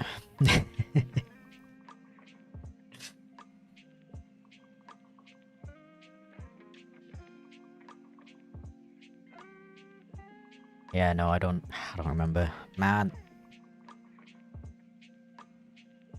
So tired. No. Do not be tired.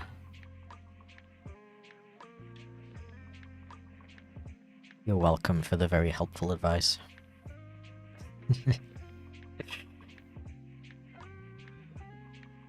Really enjoy the series more if the protagonists and the world around them actually aged, even if very slowly. Yeah.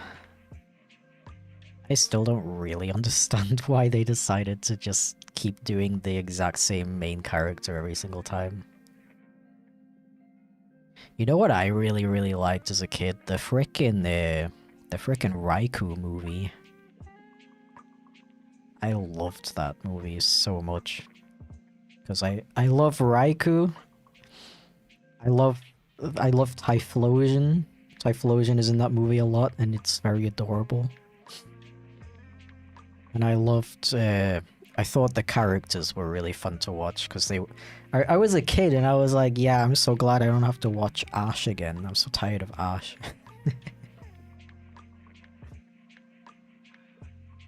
Always appreciate your advice. You are so welcome.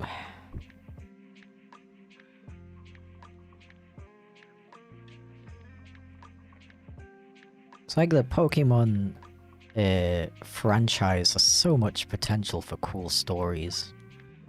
You have like all these different timelines, all these different jobs that like the people who live in the world do. All these different environments. And they're just like, okay, what if 10-year-olds go beat the league? Except he don't beat the league.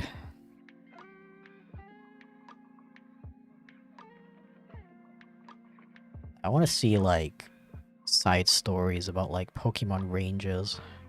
Bro, they need to redo the frickin' Pokemon Mystery Dungeon anime.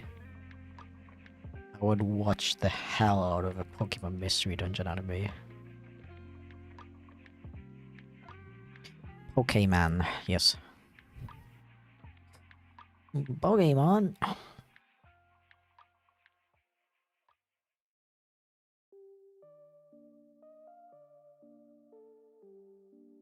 Typhlosion, my beloved. Yeah, if you haven't seen the Raikou movie yet, you gotta, like, Typhlosion, and that is so freaking adorable and funny. Love to explore the sky. Peak game and story, full stop. Yep.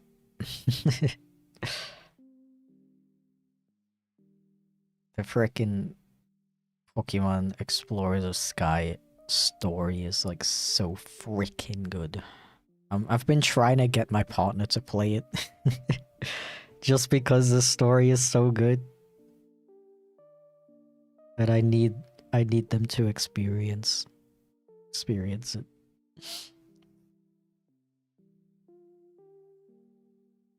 I've been kind of in the mood to replay Pokemon Mystery Dungeon Sky for the 20th time, actually.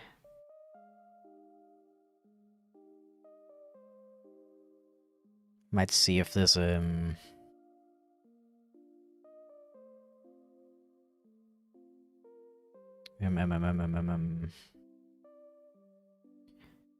can download it onto my 3DS and have some like fun hacksaws.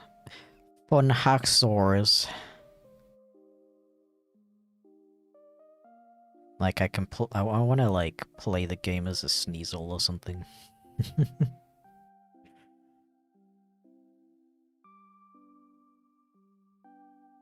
And you save me from work just like Whoosh and rescue me? I'll try. I'm trying. Thank you for the unshrimp reminder, by the way. I'm not too shrimpy, but I could be less shrimpy.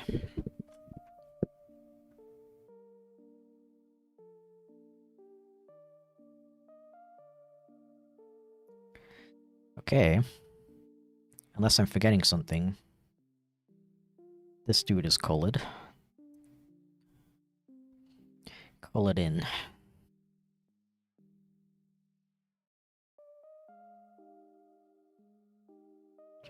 Gates to Infinity is my favorite PMD game, really? Despite the fact that it has the worst in many aspects. Gameplay, presentation, Pokemon selection, dungeon variety, to name a few.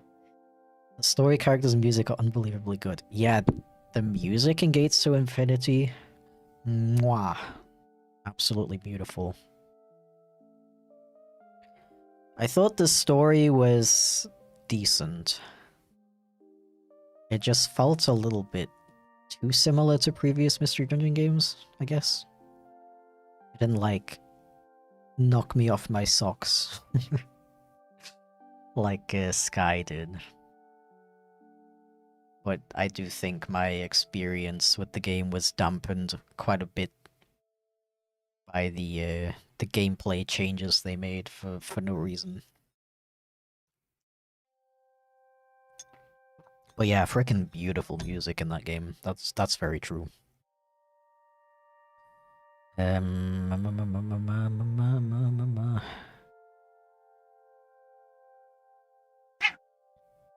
What? Thank you for the raid, Corgi. King Corgi, let's go. How are you doing, dude? Feel free to yap a bit about what you're up to today. I'm just working on some funny little animals. Isn't that wonderful? Here, you can watch him wiggle while I try to find the reference.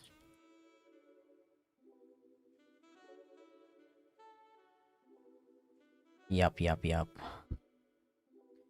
It's been a very nostalgic stream today. We've been yapping a lot about games we grew up with, memes we grew up with, opinions we used to have that we've now grown out of, that were highly embarrassing. Okay, so this person did originally request background colors that are similar to the eyes, but then they later specified that they don't mind what the background looks like. If I can find the message, yeah. So I think I'll start with green and then just see where I go from there, actually. Yo, thank you for the resub, Tavis. What the flip? Thank you. Apparently I've been subbed for 2 months, so now I throw monies at the cat skunk. I don't know what species you go by primarily. That was correct, actually. I'm a skunk cat. Thanks so much, dude. I appreciate it. Doing good. Currently doing a Minecraft series of fantasy with create modern things. I don't know what any of that means, except for Minecraft. I'm a dwarf and creating so many machines. Also 1 block tall? What? Okay, that sounds fun. That sounds fun and cute and wholesome. OBU, I am existing. Thank you for asking. No, I'm pretty good. I'm pretty good, actually. It's not too bad. The create mod is peak? What? I've never heard of it. What the flip is that? Oh right, I'm trying to... I need to do whiskers. All of these guys have whiskers that I shouldn't forget. Wait, no. This one doesn't have whiskers. Well, the pony doesn't have whiskers either, obviously. I do be spreading misinformation.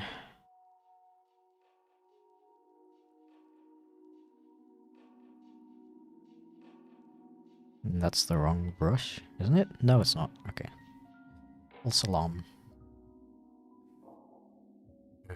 A Minecraft engineering mod based on rotation, not electricity. I don't know what that means.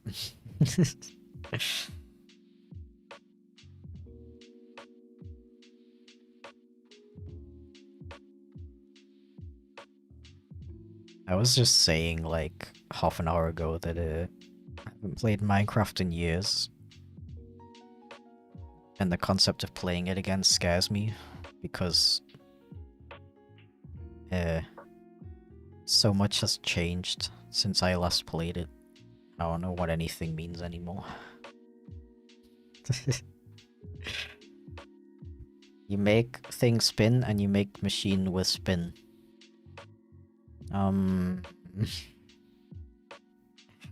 Create is basically Factorio, but actually pretty simple. As a satisfactory player, I find myself actually needing things to be simpler than overcomplicating. Okay, okay. I think I get it. Kinda. I haven't played Factorio or Satisfactory myself, but my partner has. And whenever they try to explain what's going on in the game, I was like, what?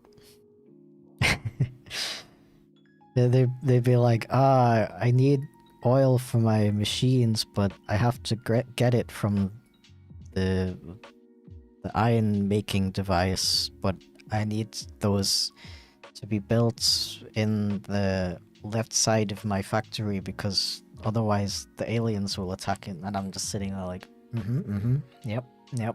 I definitely know what all of this means.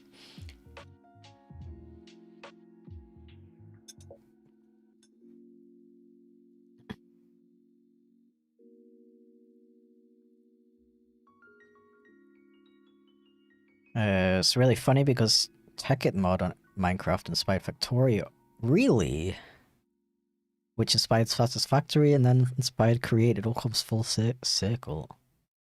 Bro, I remember Tekkit. I actually played that. I didn't know that that inspired Factorio. That's really funny.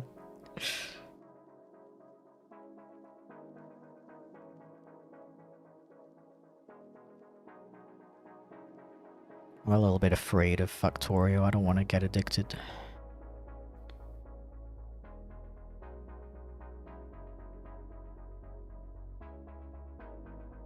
Minecraft is like a horror game and also really cute now. There's so many creatures in Minecraft now, it's wild. Basically Satisfactory but easier. Okay. Oh yeah, somebody asked me earlier if I like horror games. That was like an hour ago, I apologize. I've been like slowly warming up to horror games.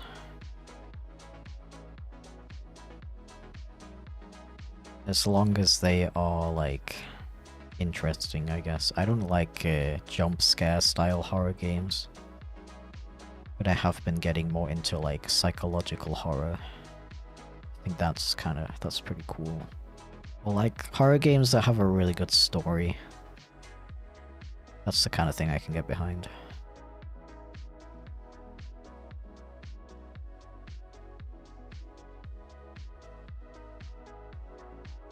You can also make trains? Yo. Wanna make trains so badly.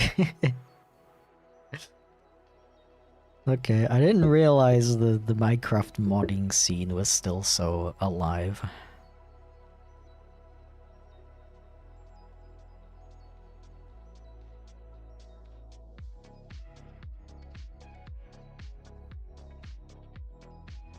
Okay, I think I'm pretty happy with these colors.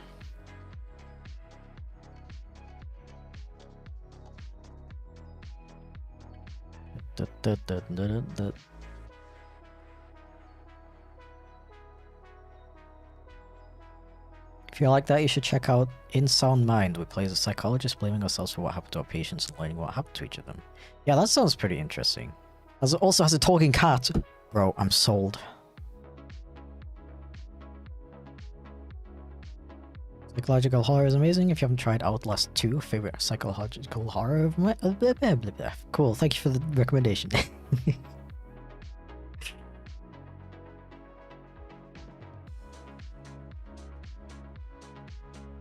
I haven't played too many myself. It's kind of like a new discovery for me. That I like those kind of games.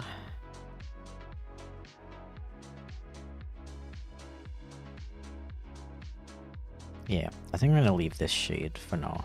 Let's color in this cat.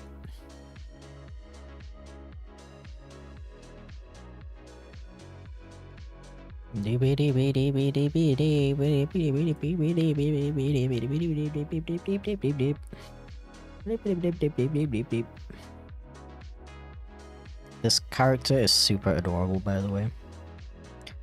Just saying. Just so you know.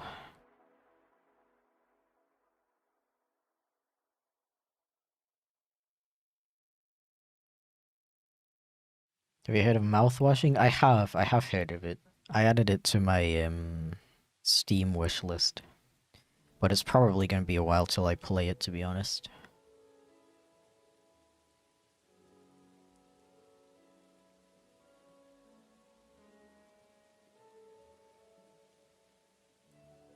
The visuals in Soundmind are so interesting, and it has music from the Living Tombstone, really. Interesting.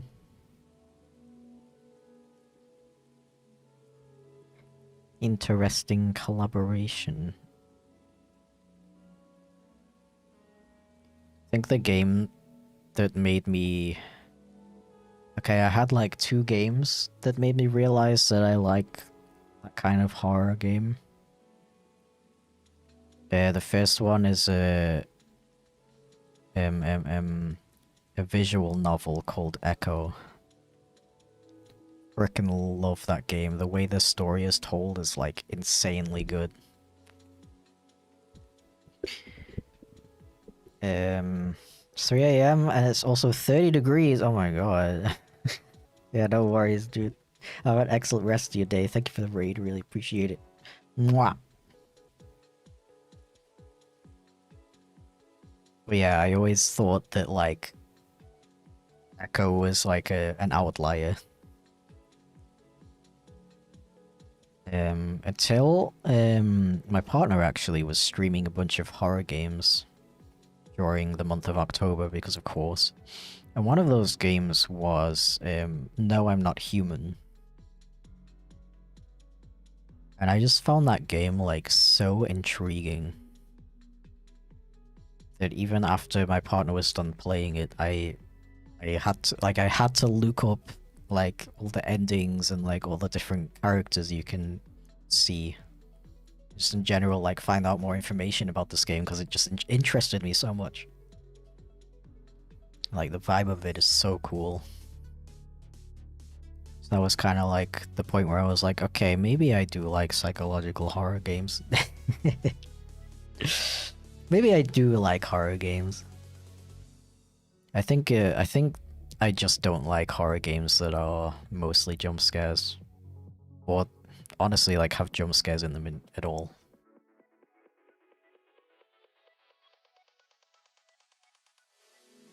Do you like analog horror? I do! I like analog horror quite a bit, hence why I keep referencing it in my videos as of late.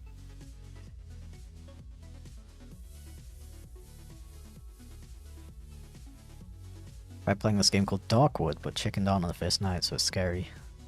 Never heard of that one. Yeah, a lot of these that you guys are asking me about I've never heard of, to be honest.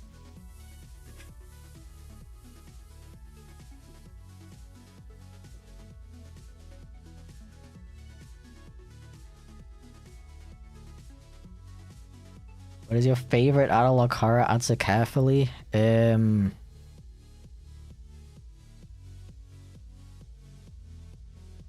don't know. Now I'm under pressure. Under pressure. Oh my god, not depression.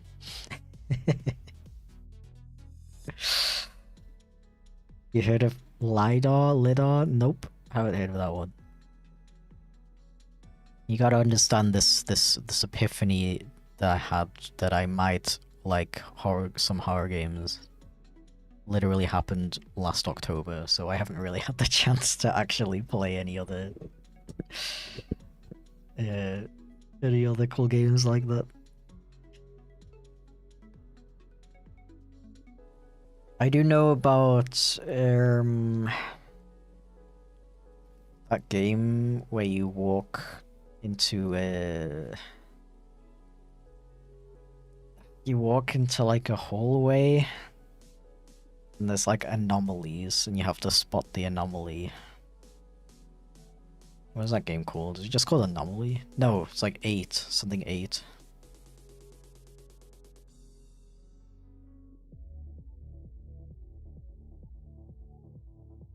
I know about that game because my partner's sister has been really into games like that lately. It's pretty interesting. I don't know if I would like buy it and play it myself though. Exit 8, yes, exactly. Thank you for the stretch reminder.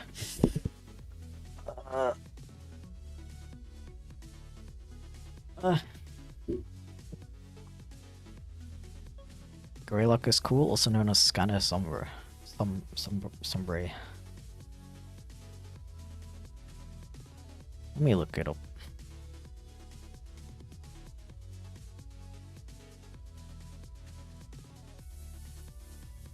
Oh, is it not on Steam?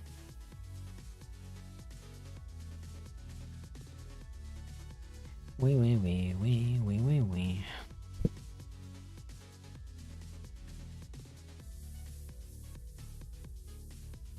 Oh yeah, this character had a really cool design on their hood. Which is why I wanted to put the, to like have their shoulder in view. Partially because it's a cute pose, but also because I can show off that really cool design on the hood.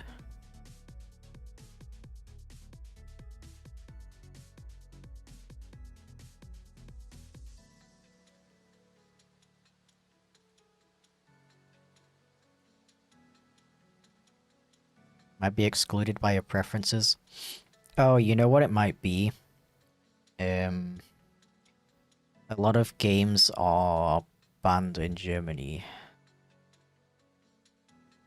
If it contains any sexual content, it might be banned. And I know like heavy gore used to be banned, but that not anymore, so theoretically that shouldn't be. But I'll check my preferences anyway. I don't believe I have any specific preferences set up. Let's see. Can you do that on the Steam app? Store preferences, yeah. Mature content filtering.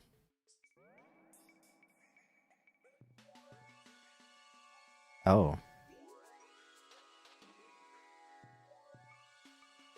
Yeah, why were those turned on? What the flip? Steam's trying to hide the good stuff from me.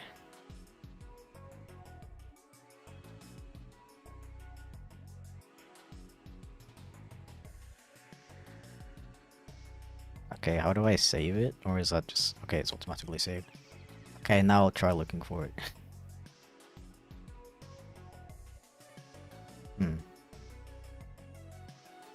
No, it's still not showing up. Okay, it shows up as Scanner Sombre. Okay. Add to your wishlist. Yippee. 24 hours? No, I'm not streaming for 24 hours. It's just that the commissions will be done within 24 hours. I'm sorry for the confusion. You're not the only one who is confused. My bad. I did not mean to frickin'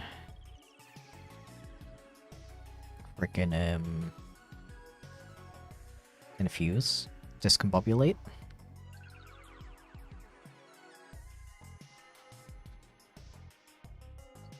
Da da da da da da da. Da da da da da da da.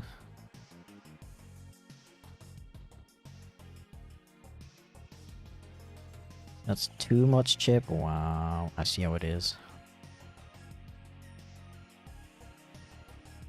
I see how it is. Befuddle. I thought you were recommending me another psychological horror game there. Yo, have you played Befuddle? Scary shit right there. Traumatized me.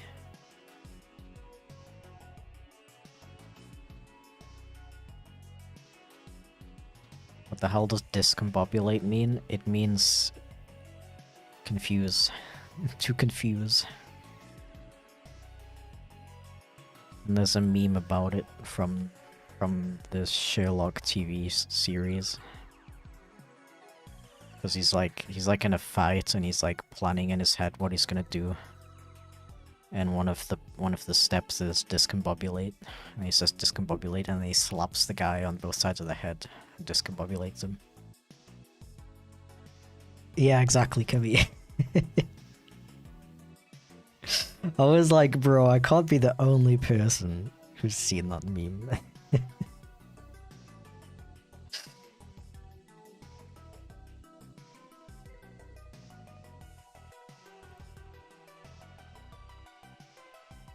Maple, I already answered your question like an hour ago. NB stands for non-binary. Because that is what I am not.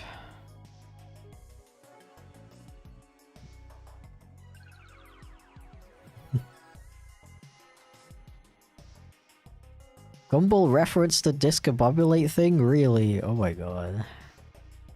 I need to catch up with Gumball.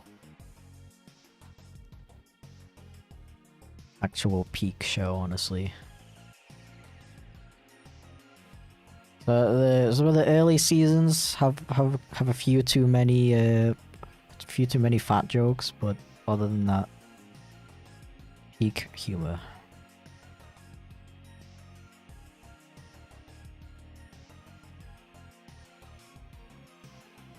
Do you like boys or girls? Yes. I do like both those things. Hello, Moth Weaver, welcome in. Chip is a binary code? Yeah.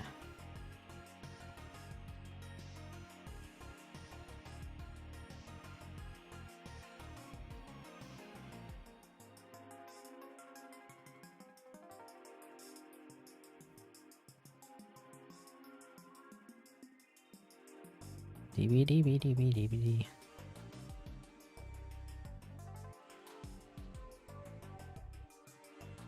Do you like NBs too? I mean, my partner is non-binary, so I guess I do.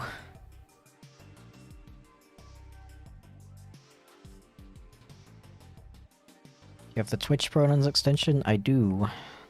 And I can even see it in my chat.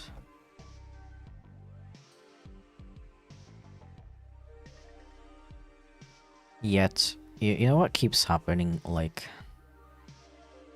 I'll go into a Twitch stream chat, and you can see that the streamer also has the Twitch pronouns extension, because their chat is like showing up on screen with the pronouns.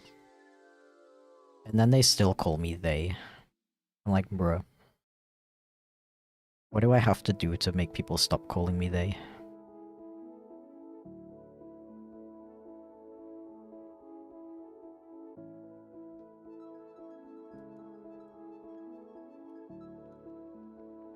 Type in chat, you may have it set up wrong. But if I can see it, like, show up on the screen, like... that means it's working, right? And they can see it like that. Change the chat rules? Why? Give me a good reason.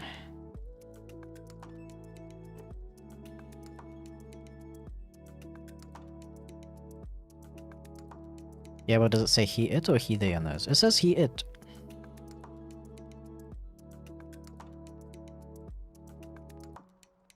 It says you're they, them on chat rules. It does not. You are reading it wrong.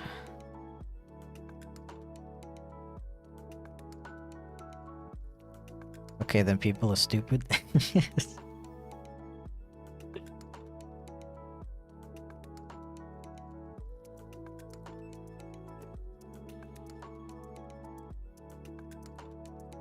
Where? What do you mean? Where does it say that I'm not binary? It says the opposite. I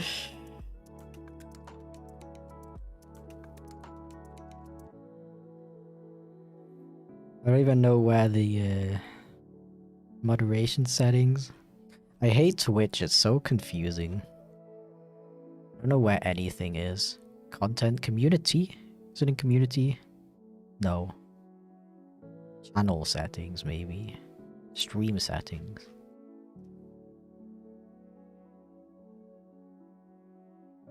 Channel settings.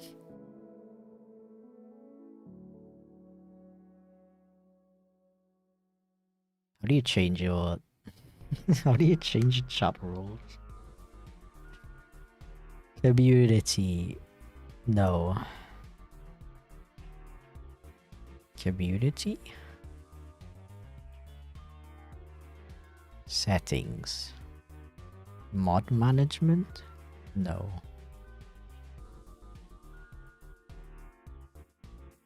Stream. Clip settings. Raid settings. What if I call you thou?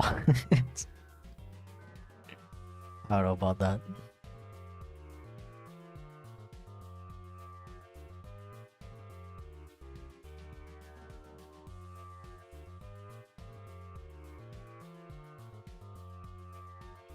Yeah, okay, it doesn't matter. I mean, I wrote the rules so I know what it says.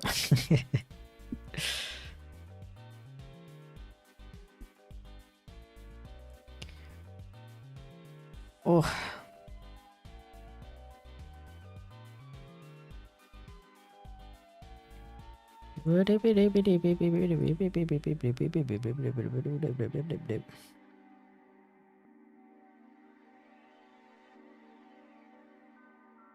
What if I call you Chip? Sure.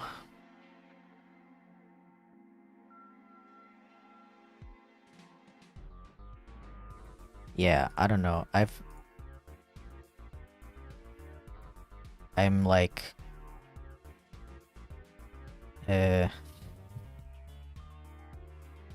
Well, like, officially I use he, it, or she pronouns.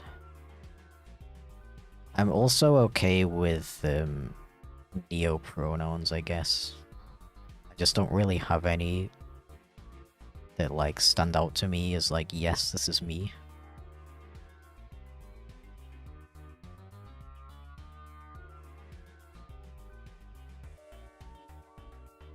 What do you like for a title? Just Mr.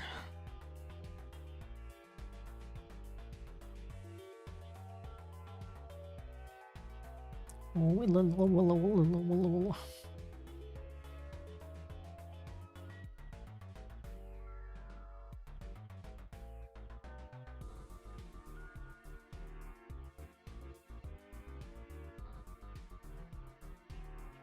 of the other he-its that I watch tends to just use he-him because people get confused / contentious about he-it-its. Yeah.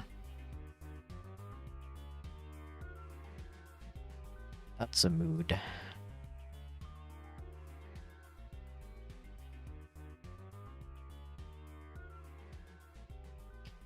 Mood. Okay, let's see if I can replicate this this really cool design. It's like a this. With like a this, I think. And like a this.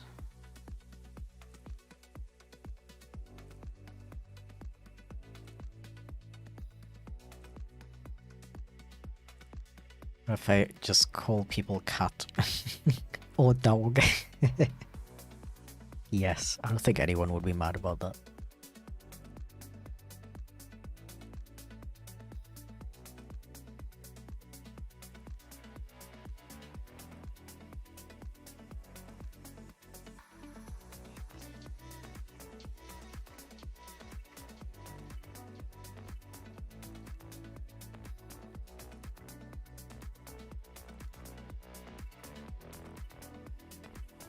Like referring to fellow furs by their species. Was good. But can I call you cute? Only on Wednesdays. This is way too big. Oopsie. You're a critter. Yeah, I feel that.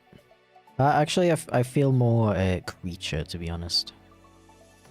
but critter's okay too.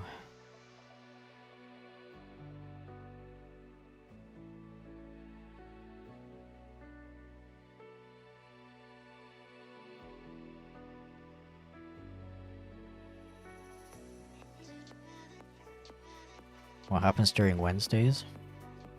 Wouldn't you like to know? I would like to specify, for legal reasons, this was all a joke. The joke is that there's no reason why it can only happen on Wednesdays.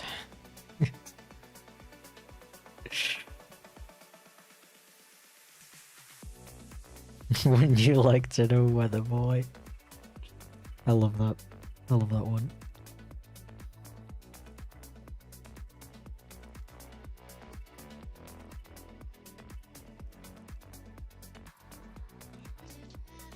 I would, since I asked. Touché. This is an excellent point.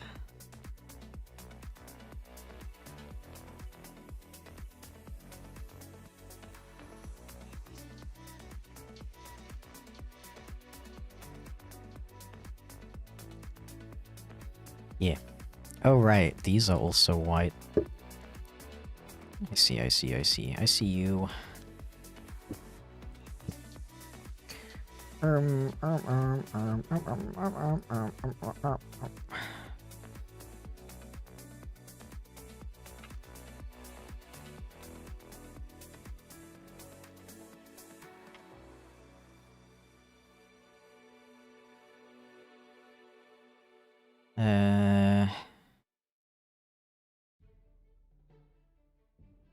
Left, went home, and an hour later still going. Not for long though, I gotta go eat food before my partner streams, so I can't stream too much longer. Maybe a couple more minutes though.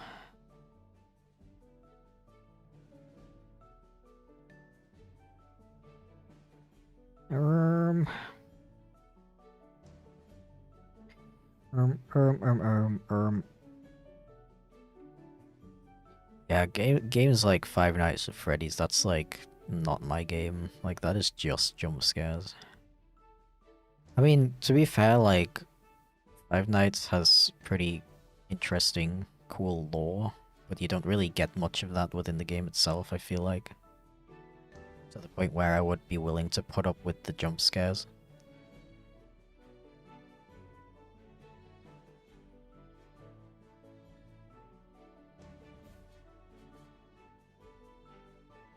Anything about characters with very bright and silly colors? Absolutely amazing. You mean like sparkle dogs and stuff? I love that.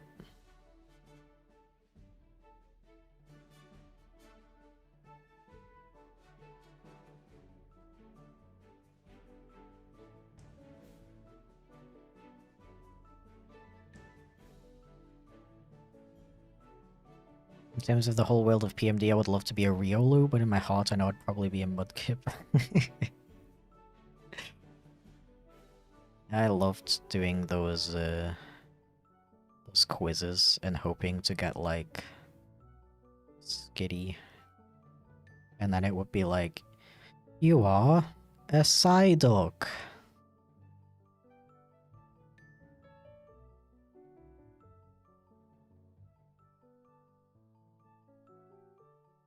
I'm glad that they... Was that... I think that was in Super Mystery Dungeon.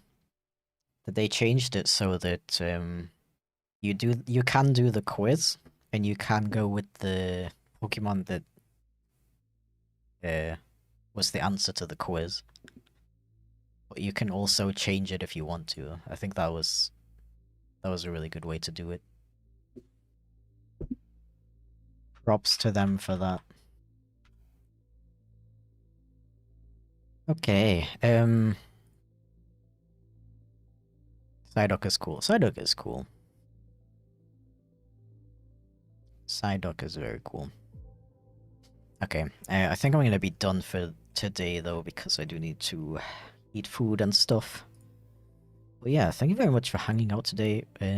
Strangely nostalgic stream today.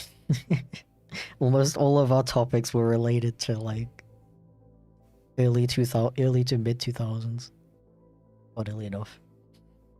But yeah, to those who commissioned me, thank you so much for commissioning me. I will send these off to you by 2 p.m. tomorrow. CET? I think it's called CET. But yeah, I hope you all have a wonderful weekend. There won't be a live stream on Monday. There might be one Friday. I don't know if we're 100% sure yet, but yeah, if I don't see you next week, I'll see you the week after. Okay, thanks for streaming. Thank you, I appreciate it. And good.